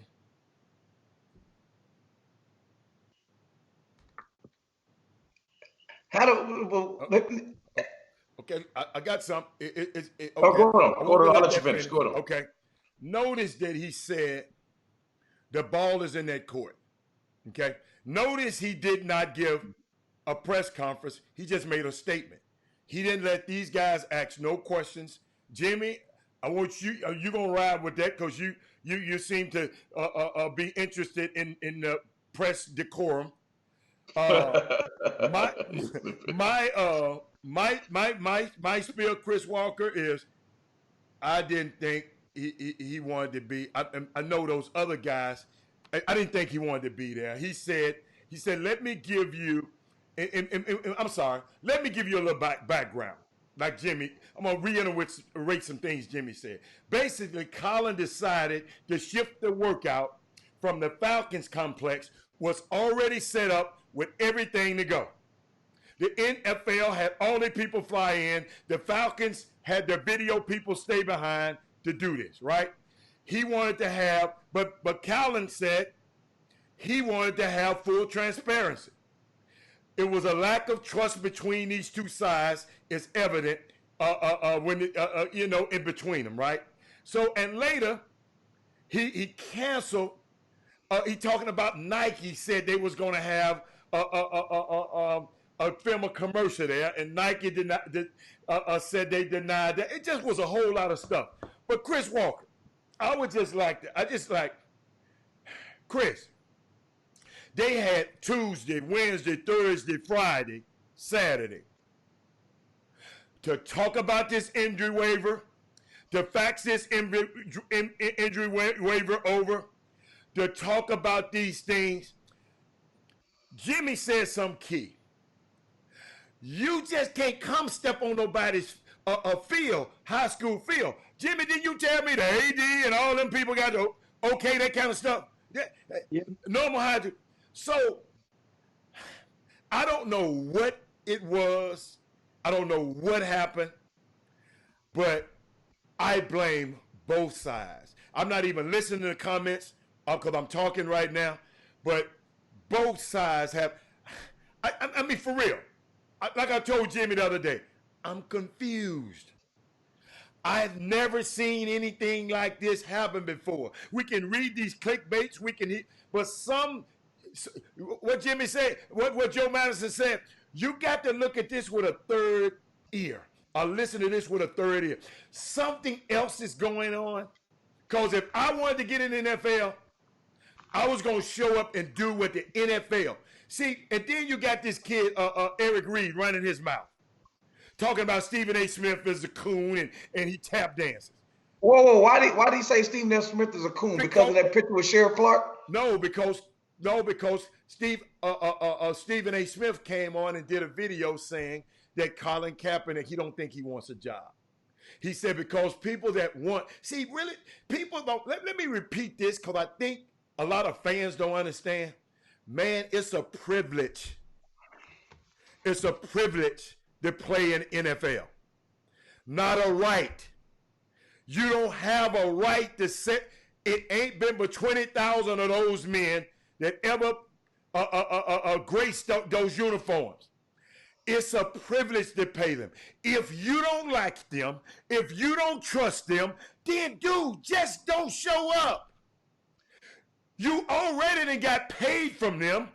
Eric Reed, you still getting paid from the same people that's paying Stephen A. Smith, ESPN. ESPN and the NFL are partners. So I'm just trying to figure out why you agree to this. Me personally, Jimmy, and you asked me a question, Anthony Weston, my client wouldn't have came. He wouldn't have been in that position in the beginning. He wouldn't have came. We wouldn't. Before he got on the plane to go to Atlanta, I would have knew about this injury waiver. Robert Hanna wouldn't have wasted them people time. Them people got families. Them people got places that they got to be. And I come down there and said, and you already have your, and guess what? They agreed to let him have his own guys to work out with. They agreed to let him video the thing. They agreed with a whole lot of stuff. And if you listen to that press conference, I just gave y'all go listen to his talk. He was defiant. How the hell you gonna go tell your boss, man, if you scared, man, to hire me, man, you scared to hire me? Do you think you're gonna get that job? But why would they let the media in? They did let the media in, Chris. They agreed with it. Chris, excuse me. If you take your butt down to Houston, Texas, tomorrow and try out for the Houston Texans, there's no media going to be there. Let me repeat that, because I know everybody in the back didn't hear that. Ain't no media going to be there until after the guy work out. Matter of fact, y'all never know it's a workout on Tuesday. if you didn't hear about it from me, or if you know about the Houston Texans, you would know it's not a media attended event. Chris Walker, normally. But guess what? They agreed to it. Okay, man, you can bring your media. Then the last straw was, well, I don't like this injury waiver. It's in paragraph 2 and paragraph 7. I don't like the language. Man, that guy had that plan. Jimmy called him out a second ago. That guy had that plan. I'm going to have all these people show up, and I'm going to go over here and do this stupid-ass mess I'm going to do over here. And then get everybody. See, Stephen A. Smith said something. The kid want to be a martyr. I found something out this weekend, Jimmy, and I want y'all to share this with me. I want y'all to think about it. I didn't know this. His girlfriend, Nessa, right?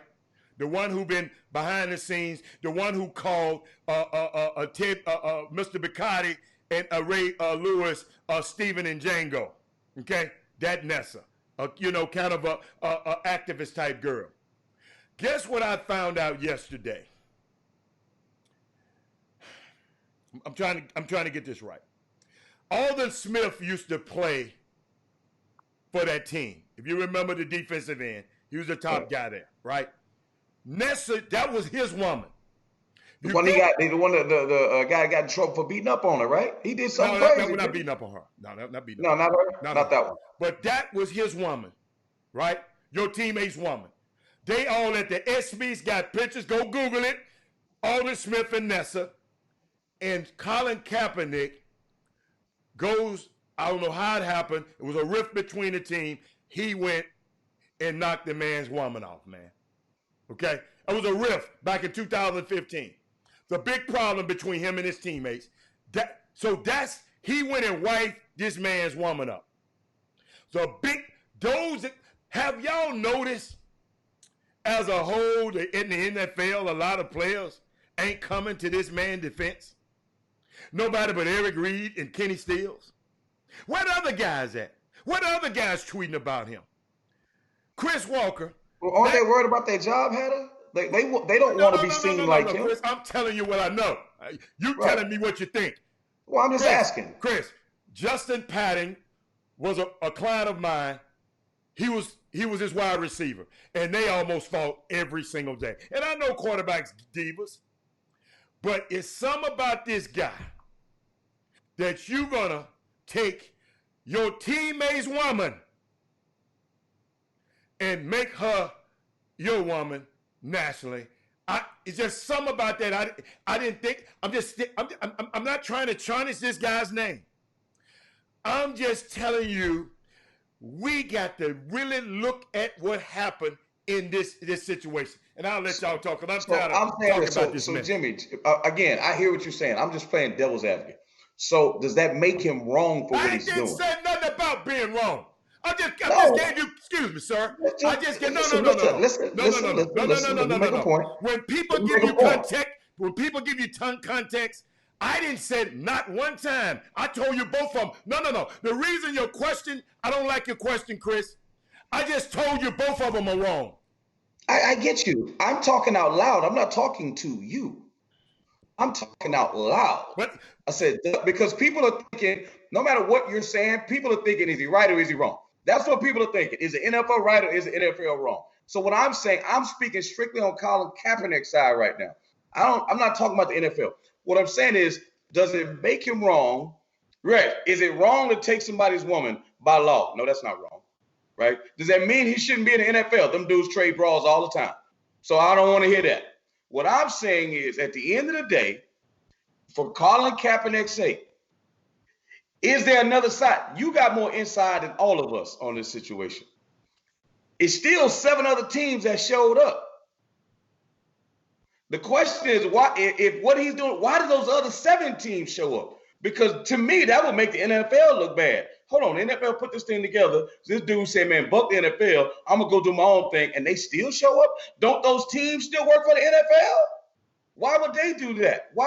So none of them should just showed up, right? I got a question for you. Jimmy. Since you came with that I think is very weak, I got a question for you.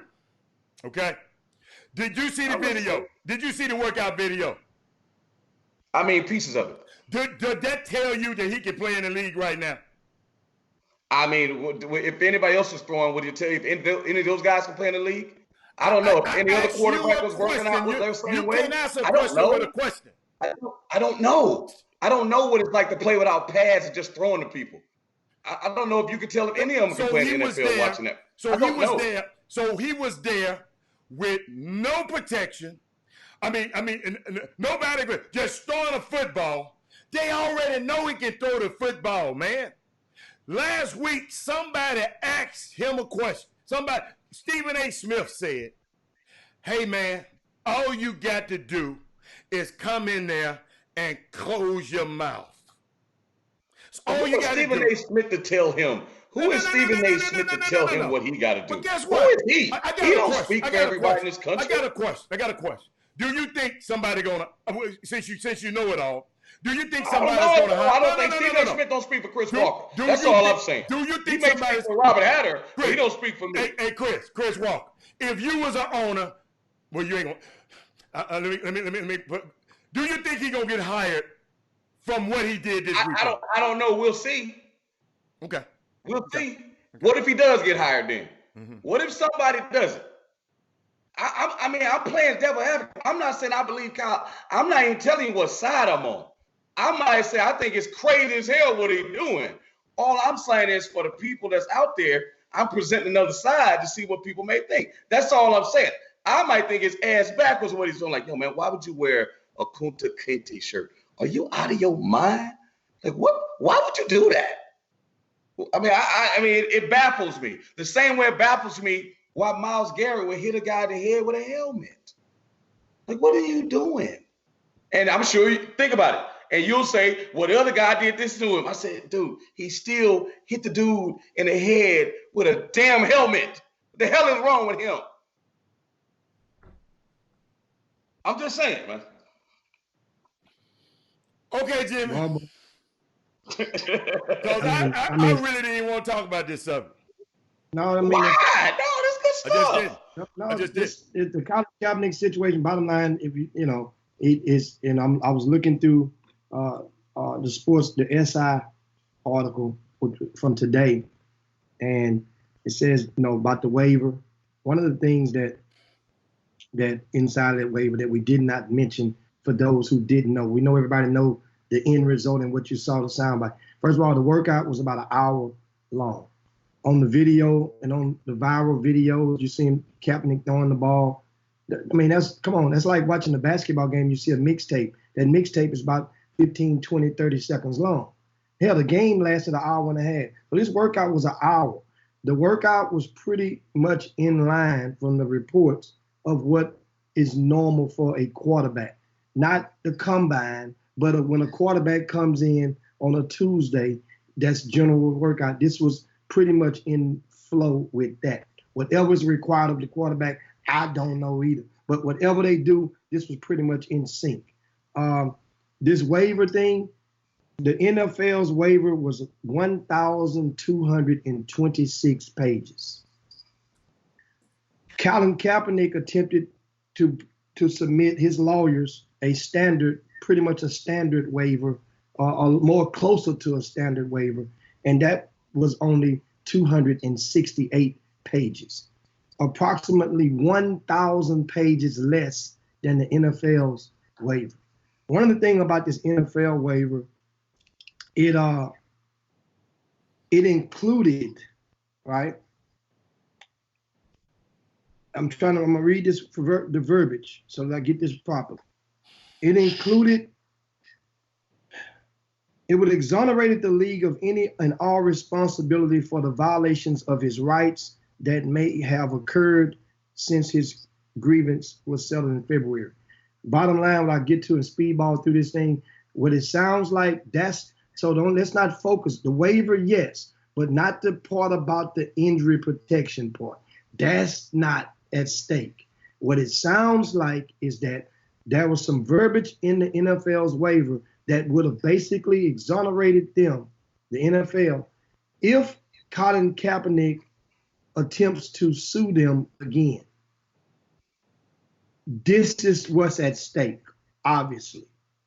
It doesn't sound right to go to the microphone and say it and hit the table on it because that's some legal matter. Now, obviously, if that's the case, then they've already hinted out that Kaepernick is possibly, his lawyers, his team is possibly considering suing the NFL again. For you to consider suing them again, that means this case was just settled, his previous one, in February of 2019.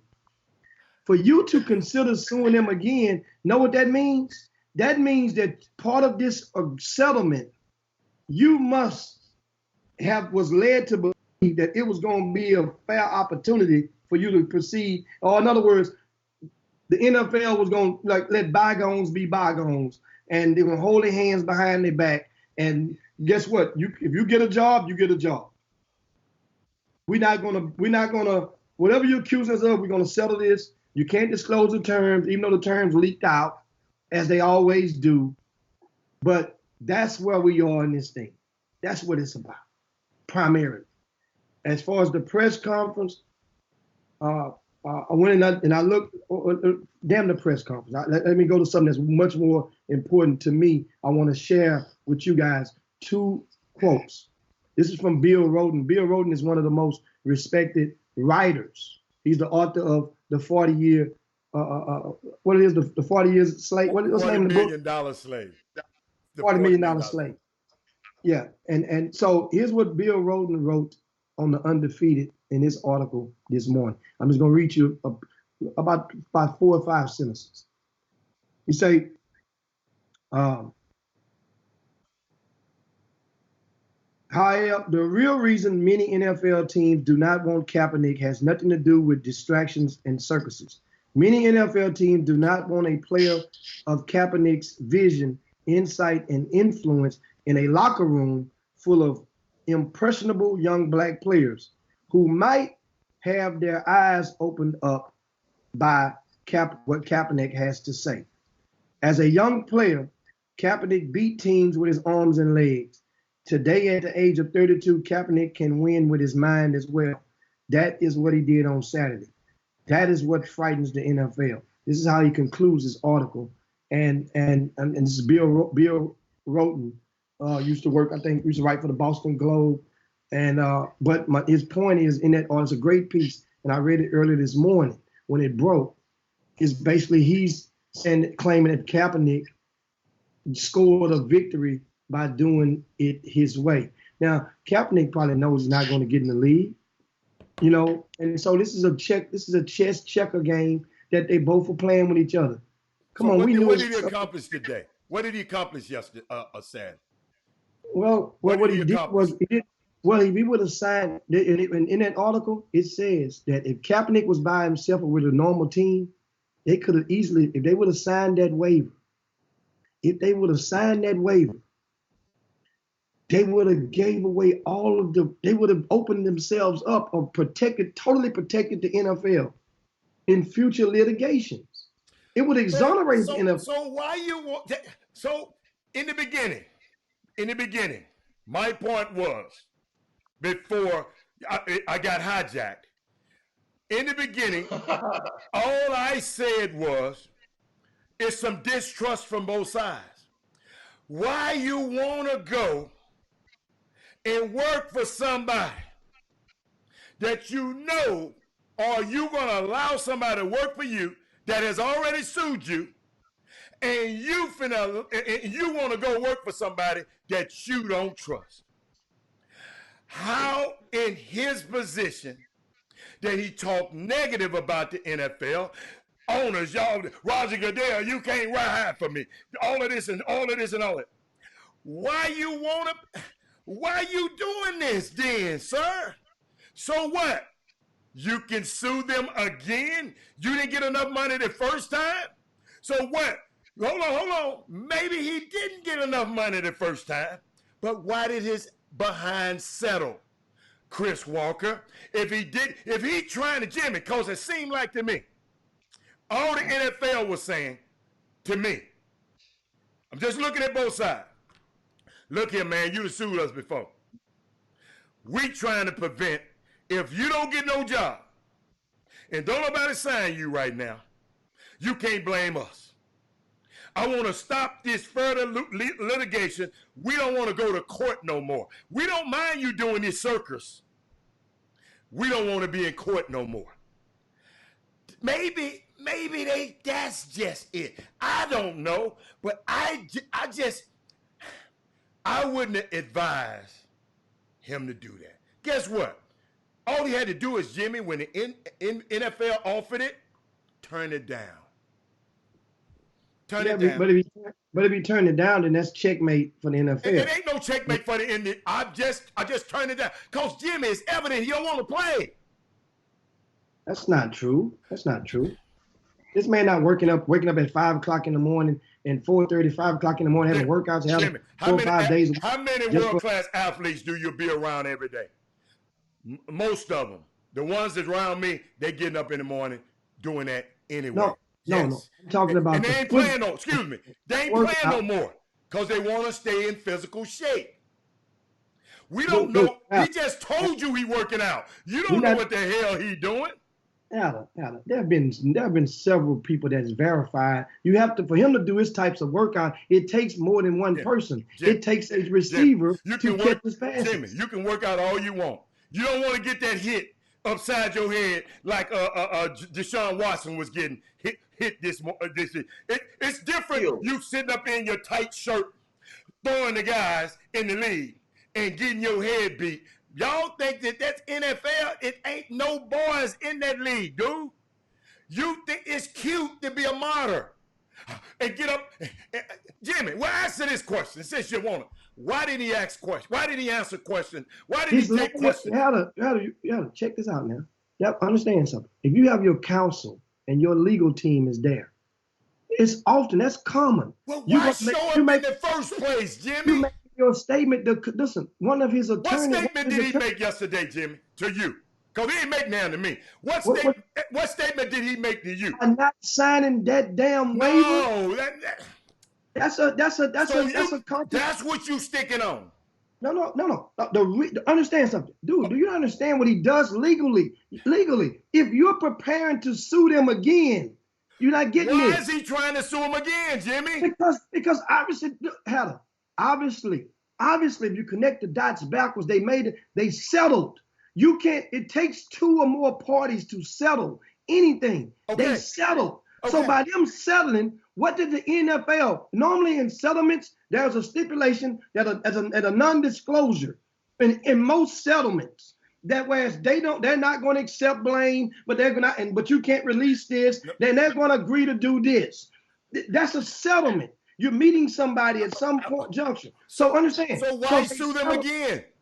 Because that means obviously it sounds or it smells like that he and his legal team is being led to believe that whatever the terms of their agreement on the settlement is possibly being infringed and being violated by the NFL. That's to be the only reason for him to sue again.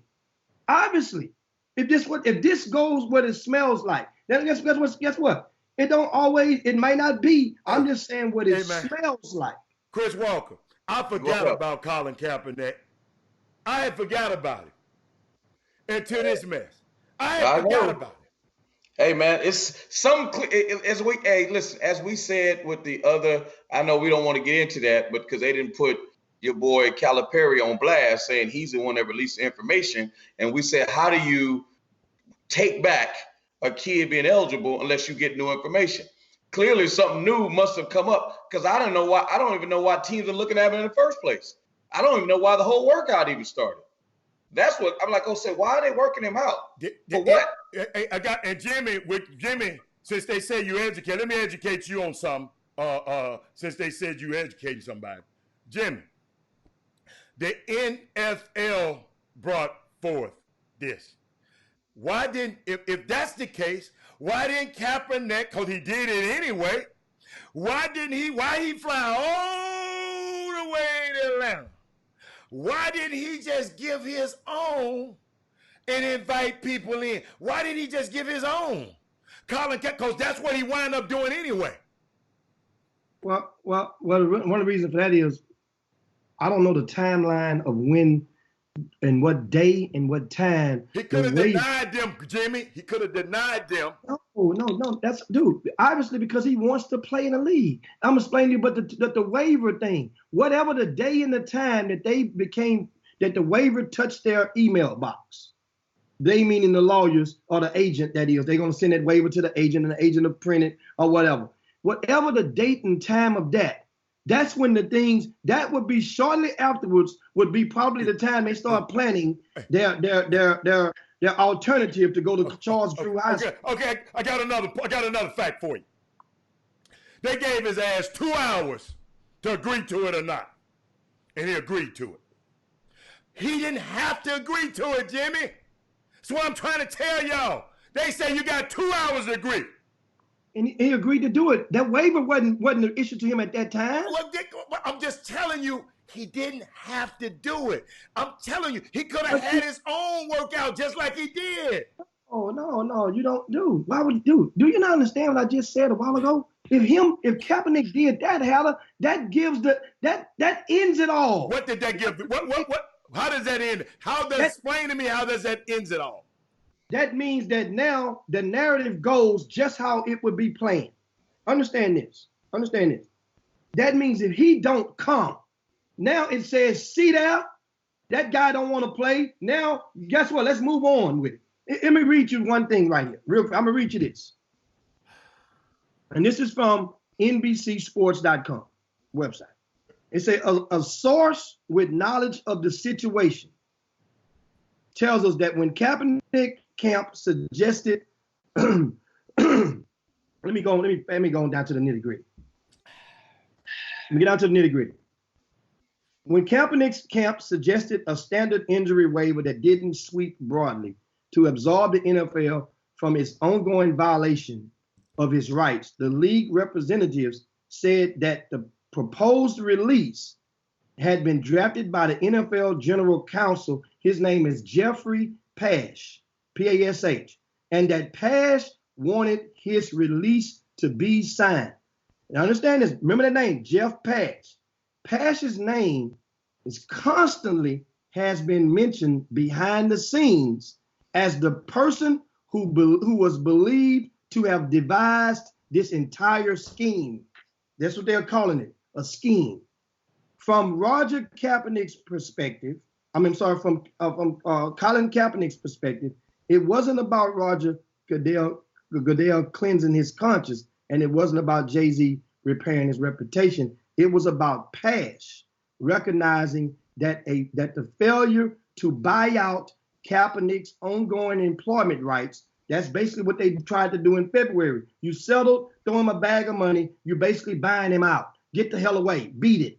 And that didn't happen. So now, by failing to buy out Kaepernick's ongoing employment rights in February, coupled with an ongoing cold shoulder, created the very real possibility for a second lawsuit that would have taken far more cold, hard cash from the league than the first one. Right? So his purpose, you just bingo. You just help me out. He don't want to play in the league. He want to sue, Jimmy. He wants some cold, hard cash. You just said it. He wants the cold, hard cash in the event that he's not able to play. Jimmy, well, he better go get some cold, hard cash then. Because guess what? He better get his lawyers and back together, Jimmy. Because what he did the other day, I just ain't never seen nothing like it. Been around too long, I never seen nothing like it. So tell me this: if 7 teams went to go and see Kaepernick, right? And if teams are able, the NFL did not have to put this scheme together for a workout. That means 7 teams were interested in Colin Kaepernick. So why ain't them 7 teams call him before last week? Obviously, they was interested to drive their ass across town an hour away. So don't you find it? Why ain't just say half of those 7? Why ain't they called him in before this weekend? Because otherwise, do like the other 20, the other 17 or so, and not show up at all. Remember, there were some teams who was coming to Atlanta, obviously, who was coming to the Atlanta facility, who said, to hell with it. I'm not even driving out there, obviously, because it was more than 7 that was going to be at Atlanta. 24. Right? Was in town. So that means, once again, why these 7 that went over there, that told a story within itself. What story did it tell? That means you're interested. That's what that means. So now let's take that and we let the thumb tack that on the wall and we come back to visit, because trust me, this thing is going to be funny, because speaking of the NFL, there's a couple of teams that had quarterbacks that really stunk up the weekend, and they probably can use all the help they can and a lot more on the field. And that one of them would be the Pittsburgh Steelers this past weekend. Another one would be King Crableg, which I'm glad. What about the dude in Carolina that threw 4 interceptions? Oh man, and not to mention Carolina got the. I mean, so we'll see how this thing unfolds. And as we get ready, God, dog, look at the clock. Man, hey, y'all not gonna talk about Myles Garrett, man, before we go? Hattie, you got to talk about Myles Garrett before we go, man. I'm sorry. We cannot leave this show without talking about Myles Garrett. I'm sorry. I mean, what can we say? No way. Was he out of line or what? I mean, was he throwing a helmet? You've been to a lot of football games, Hattie. You've seen a lot of football players. You know Hall of Famers. Have you ever? They think about it. Stuff happen in those piles when those running backs are running. Stuff happens all the time. I've never seen a dude slam a helmet on another guy. I've never seen that. I've never seen it either. I mean, so are you guys okay with the quarterback not being suspended? See, I don't know what I just know I saw the one thing. Adam? You know what people was telling me about? He kicked him in the groin, in the groin and all of that and all that on the ground. And if somebody on top of me, I'm going to do everything I can to get him off top of me. So if somebody and just tackle me now, this same guy, Myles Garrett, had broken Trevor Siemian's, who's the quarterback for I think Denver, his leg with the same kind of attack. He's the most. Think about it. He's the most penalized player in the league. And Myles Garrett is. I just don't understand. I blame the Pittsburgh Steelers, number 71, the offensive lineman, who should have pushed the quarterback back, man. Let us handle this here. And the quarterback went and got his head beat in. The quarterback came and rushed the guy after he done juked. Now, if y'all go watch it in slow motion, all you smart, think y'all know it all people on there, go watch it again. When Myles Garrett jerked his helmet off, at first it didn't come off. He jerked it again. Chris, can you imagine that feeling? Them helmets don't come. Listen to me, y'all. Football helmets don't come off easily. Okay? It fits to your it fits to your head. It fits to, because it had to be a little snug. And he jerked a guy head like this, right? So of course the guy was mad. But I think the other guy should have just said, I mean, the number 71, the big offensive line, man, I got this. Let us whoop this guy. Because Pouncey went directly and took care of his business. So I don't really blame the quarterback that much. I just don't. He threw 4 interceptions, didn't he? He was upset because he played terrible. Yeah, but if 3 or 4 interceptions, Chris, I want to say, he was awful. Chris, do me a favor. Go up there and go to one of those sporting goods store and put on a helmet and try to jack it off. And try to jerk it off and see how that feels to you. That's all. Jimmy, I mean, you know what I'm talking about. Because I know it's hard. I know it's hard for y'all to fathom right now. That hurt. And guess what? He got jacked. His neck got jacked. Then his head got beat in.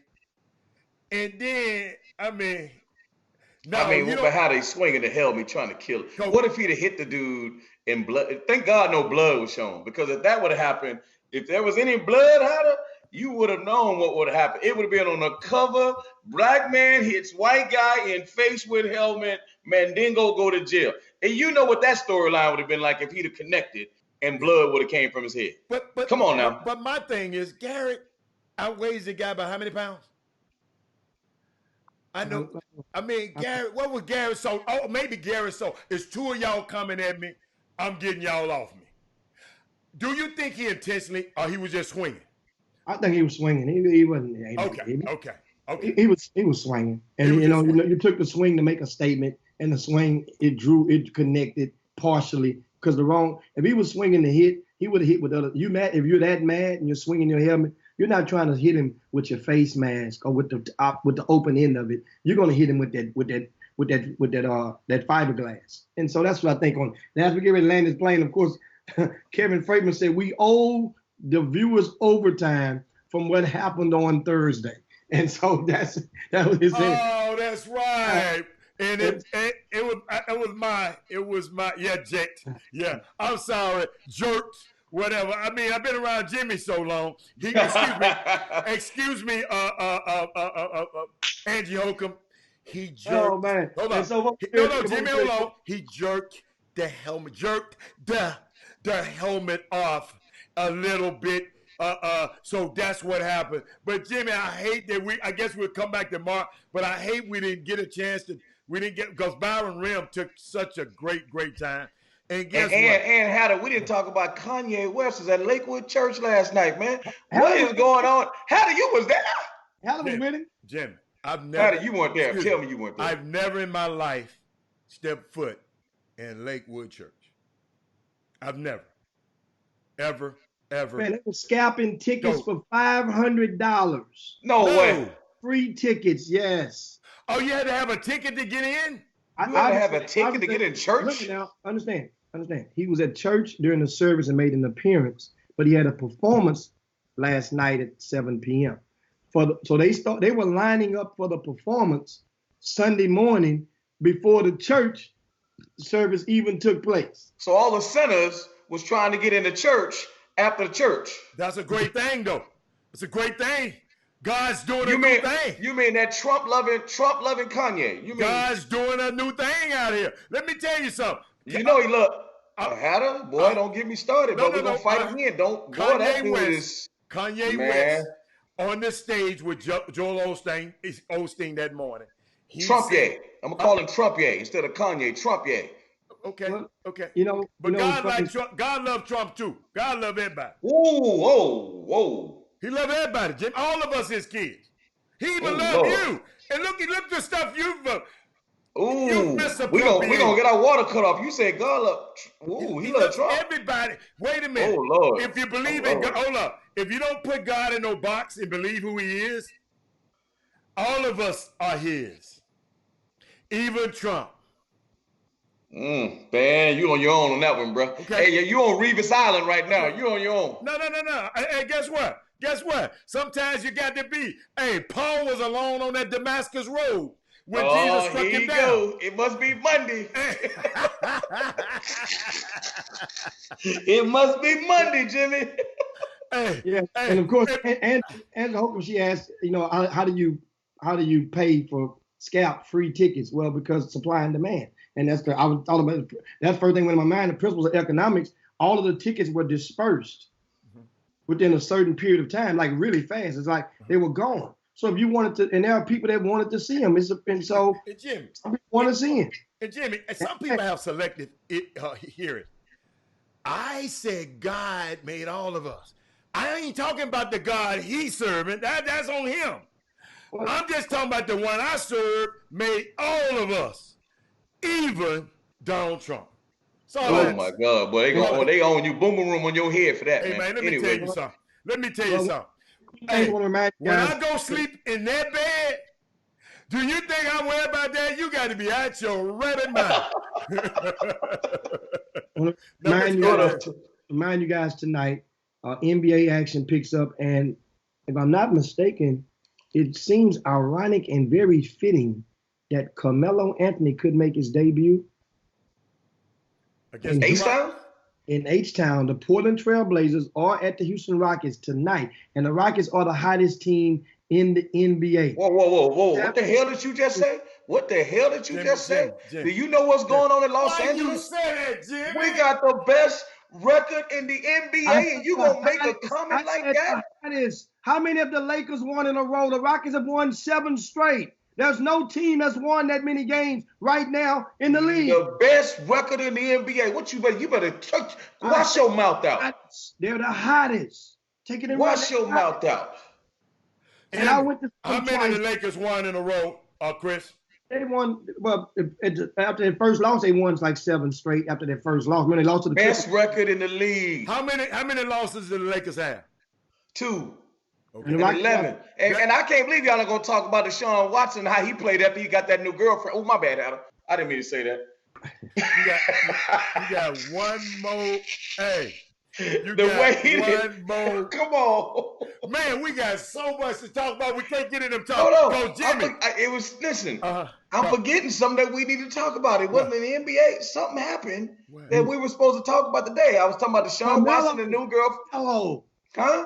Was it Carmelo? No, Carmelo, he old news, man. And under. That's like talking about. No, we need to talk about the NFL wins. Who won? We didn't do it because we was off the air. Oh, that's right. Yeah. Oh, we didn't. Pick the game tonight, then, man. Hold up. Starting 5: Melvin Dews, Derrick Johnson, Daryl Anderson, Tyrone Irving, and Chris Charles. See there, I didn't forget about you, gentlemen. I know y'all thought I forgot. Now, what was y'all talking about? No, we need to talk about them sorry Astros with their cheating butt. That's what we need. You notice Jimmy don't want. That's why he let Rim stay on so long. He didn't want to talk about the Astros. No, we talked about that on Thursday. No, the cheating, the new cheating. Jimmy, they cheated again. The new cheating. Jimmy. Do you not understand? Do you understand? There's no crime against stealing signals. It's only a crime if you're using electronic devices to do so, right? Unwritten rules, Jimmy. It's something called unwritten rules. It's no unwritten rule about stealing signs. It's an unwritten. The rule states you're not supposed to use electronic devices to do it. So that's where it stands with the Astros. All the other stuff, if they're trying to get signs, come on, man. People have been stealing signs forever. And I mentioned it for the Yankees fans. Hell, come on? They had Yankees that were stealing signs with Apple Watches. Apple Watches just came out a couple of years ago. So that means that couldn't have been back in the days. It wasn't like Yogi Berra was stealing signs of Babe Ruth. We're talking about with an Apple Watch. They're not talking about one other team doing it besides the Astros. Why? No, it's dozens of teams that does it. Astros just got fingered. They got fingered by a disgruntled former employee. Maybe that's why Altuve hit so well. I'm sorry. Maybe it's because he know what's coming. Maybe that's why Springer hit so well. Maybe that's why Bregman hit so well. Chris, in that particular year, the Astros had the best road record in the league. So how do you explain them winning? The cheating could only be transmitted in that fashion at home in their own Minute Maid Park, not on the road. Jimmy, Jimmy, I got a question before we get out there because we're going to talk about this tomorrow. What about the Christmas crossover? Do you have this? The lineups has already been put together? Yeah. We snuck the roster out. If you attended the season opener on the screen, I'm sorry, not the season opener. If you bought a copy of the magazine, okay, right, and you go to page 32, okay, page 32, okay. On page 32, we released the list of teams on the bottom of this page in an ad. Okay. Now, once again, if you got a copy of the magazine, okay. If you have not gotten a copy, okay, I can tell you guys what some copies are currently. Angleton High School has copies of the magazine. Also, what's that? I got a problem already. What you see? I don't see that team. I see what team? I don't see that team. I don't see my other team. I see one of them. What his nephews? Like, what his little nephews? I can't see them. Maybe they got something to do this time. Oh, they go to another tournament. Okay. Okay, around this time. They can't. Okay, I got you. Okay. Well, guess what, Jimmy? Yeah, okay. That's all. I was just trying to give people because people was talking about, man, but I missed him.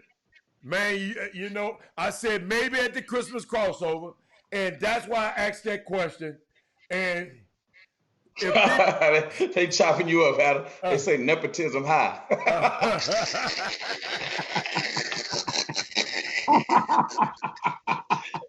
Hey, you know what? Some of you people, I'm going like Michael Jordan. I'm gonna put y'all on the Sloan list. So I'm going to write him down now. Michael Jordan, Otis Lanier, those guys are on the Sloan list from now on. You don't want to be on that Sloan list. No, hey, listen, I just like to have a good time when I come somewhere. And guess what? That was the best. That was the best season opener that I ever seen in my entire life. That's all I can tell you, Jimbo. Hey, all I can tell you is Dak had 444 yards. Do that twist. Hey, Jimmy, on the way out, like Dino's back, do that twist. Dak Prescott is undefeated in his 2 career starts against the Detroit Lions. Dallas needs him to keep that record perfect if they hope to finally get back on track this week. Meanwhile, Matt Ryan's Falcons may be 2-7, but he has to be feeling pretty good about that big win in New Orleans last week as he heads into a date with the Panthers. And Jameis Winston has 300-plus passing yards in 4 straight games, a franchise record, and the longest active streak in the NFL. We're ready to get into Week 11. It all starts right now on Fox NFL Kickoff. Matt Ryan, I mean, it's a jacket. I say he didn't have on. You know what? Hey, Jimmy, remind me tomorrow. Krista, remind me tomorrow. I understand why Bernard Arnault is such a rich, one of the 100 millionaires but 300 millionaires on this planet, y'all.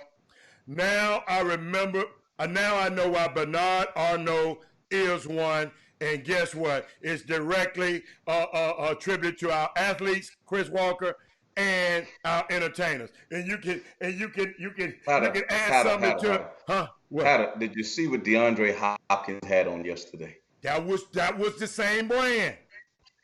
That's that jacket and the pouch. Oh my God! And the pouch he had on. Thank God. Oh, I was about to say something real mean. I'm gonna leave it alone. Lord, thank God somebody didn't see him in that. That's all I got to say. I'm going to leave it at that. Hey, y'all, it was different. Hold up, Jimmy. You know I got it somewhere here. I got to put it up. Keep talking, Jimmy. I'm going to find it.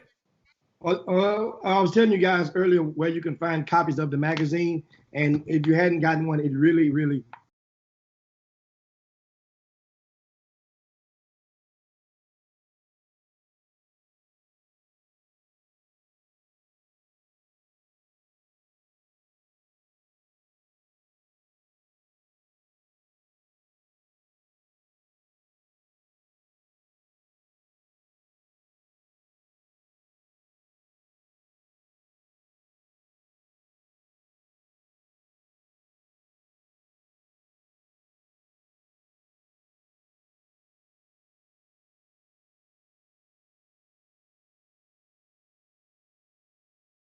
they have a salmon bowl that they make. They sell soul food, Cajun food as well.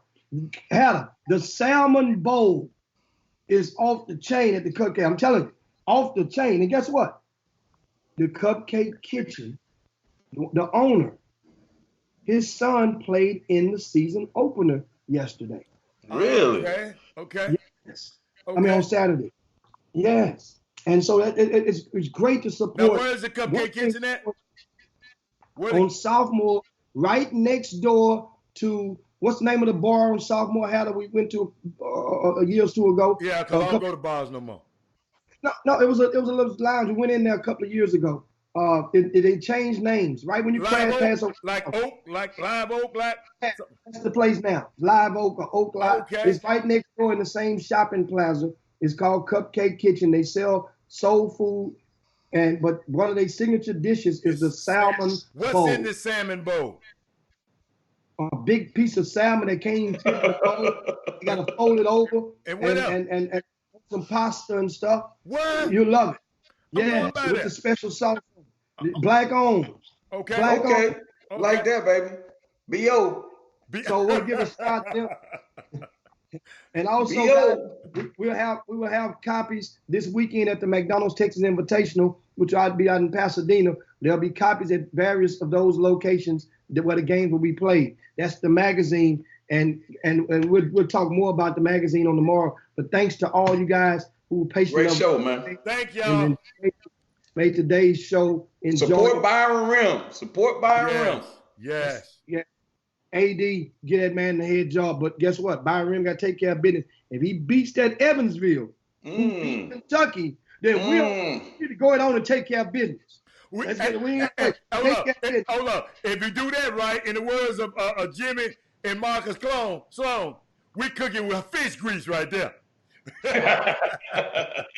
That's the show. So anyway, guys, on behalf, of course, the Hater, and of course myself, the Hat, it's time to yabba dabba do this thing and slide on down Dino's back. You know how it go. Yabba dabba do this thing. You don't say it to yourself. You know how you're saying it. You watch the Flintstones. You know it. Now it's time to get ready for the real happy hour. We are your midday sports happy hour. It's time. Hey, yo, y'all don't be in H-Town this week, so I'll holler at y'all. I'll see y'all in H-Town. When? On Thursday, I'll be in town. So you get the chance to see the Chips greatest and show on dip earth. Okay.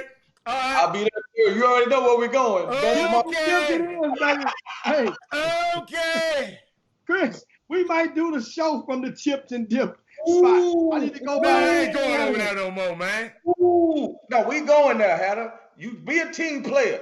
Chris. Stop acting like Jalen Ramsey. You the Jalen Ramsey at the chop shop. Chris. That's the problem right there. Chris, somebody, y'all too nice. Somebody I got to be the villain. I like being the villain. I hear y'all, man. I see y'all. I see y'all later. Chop shop. Okay. All right, man.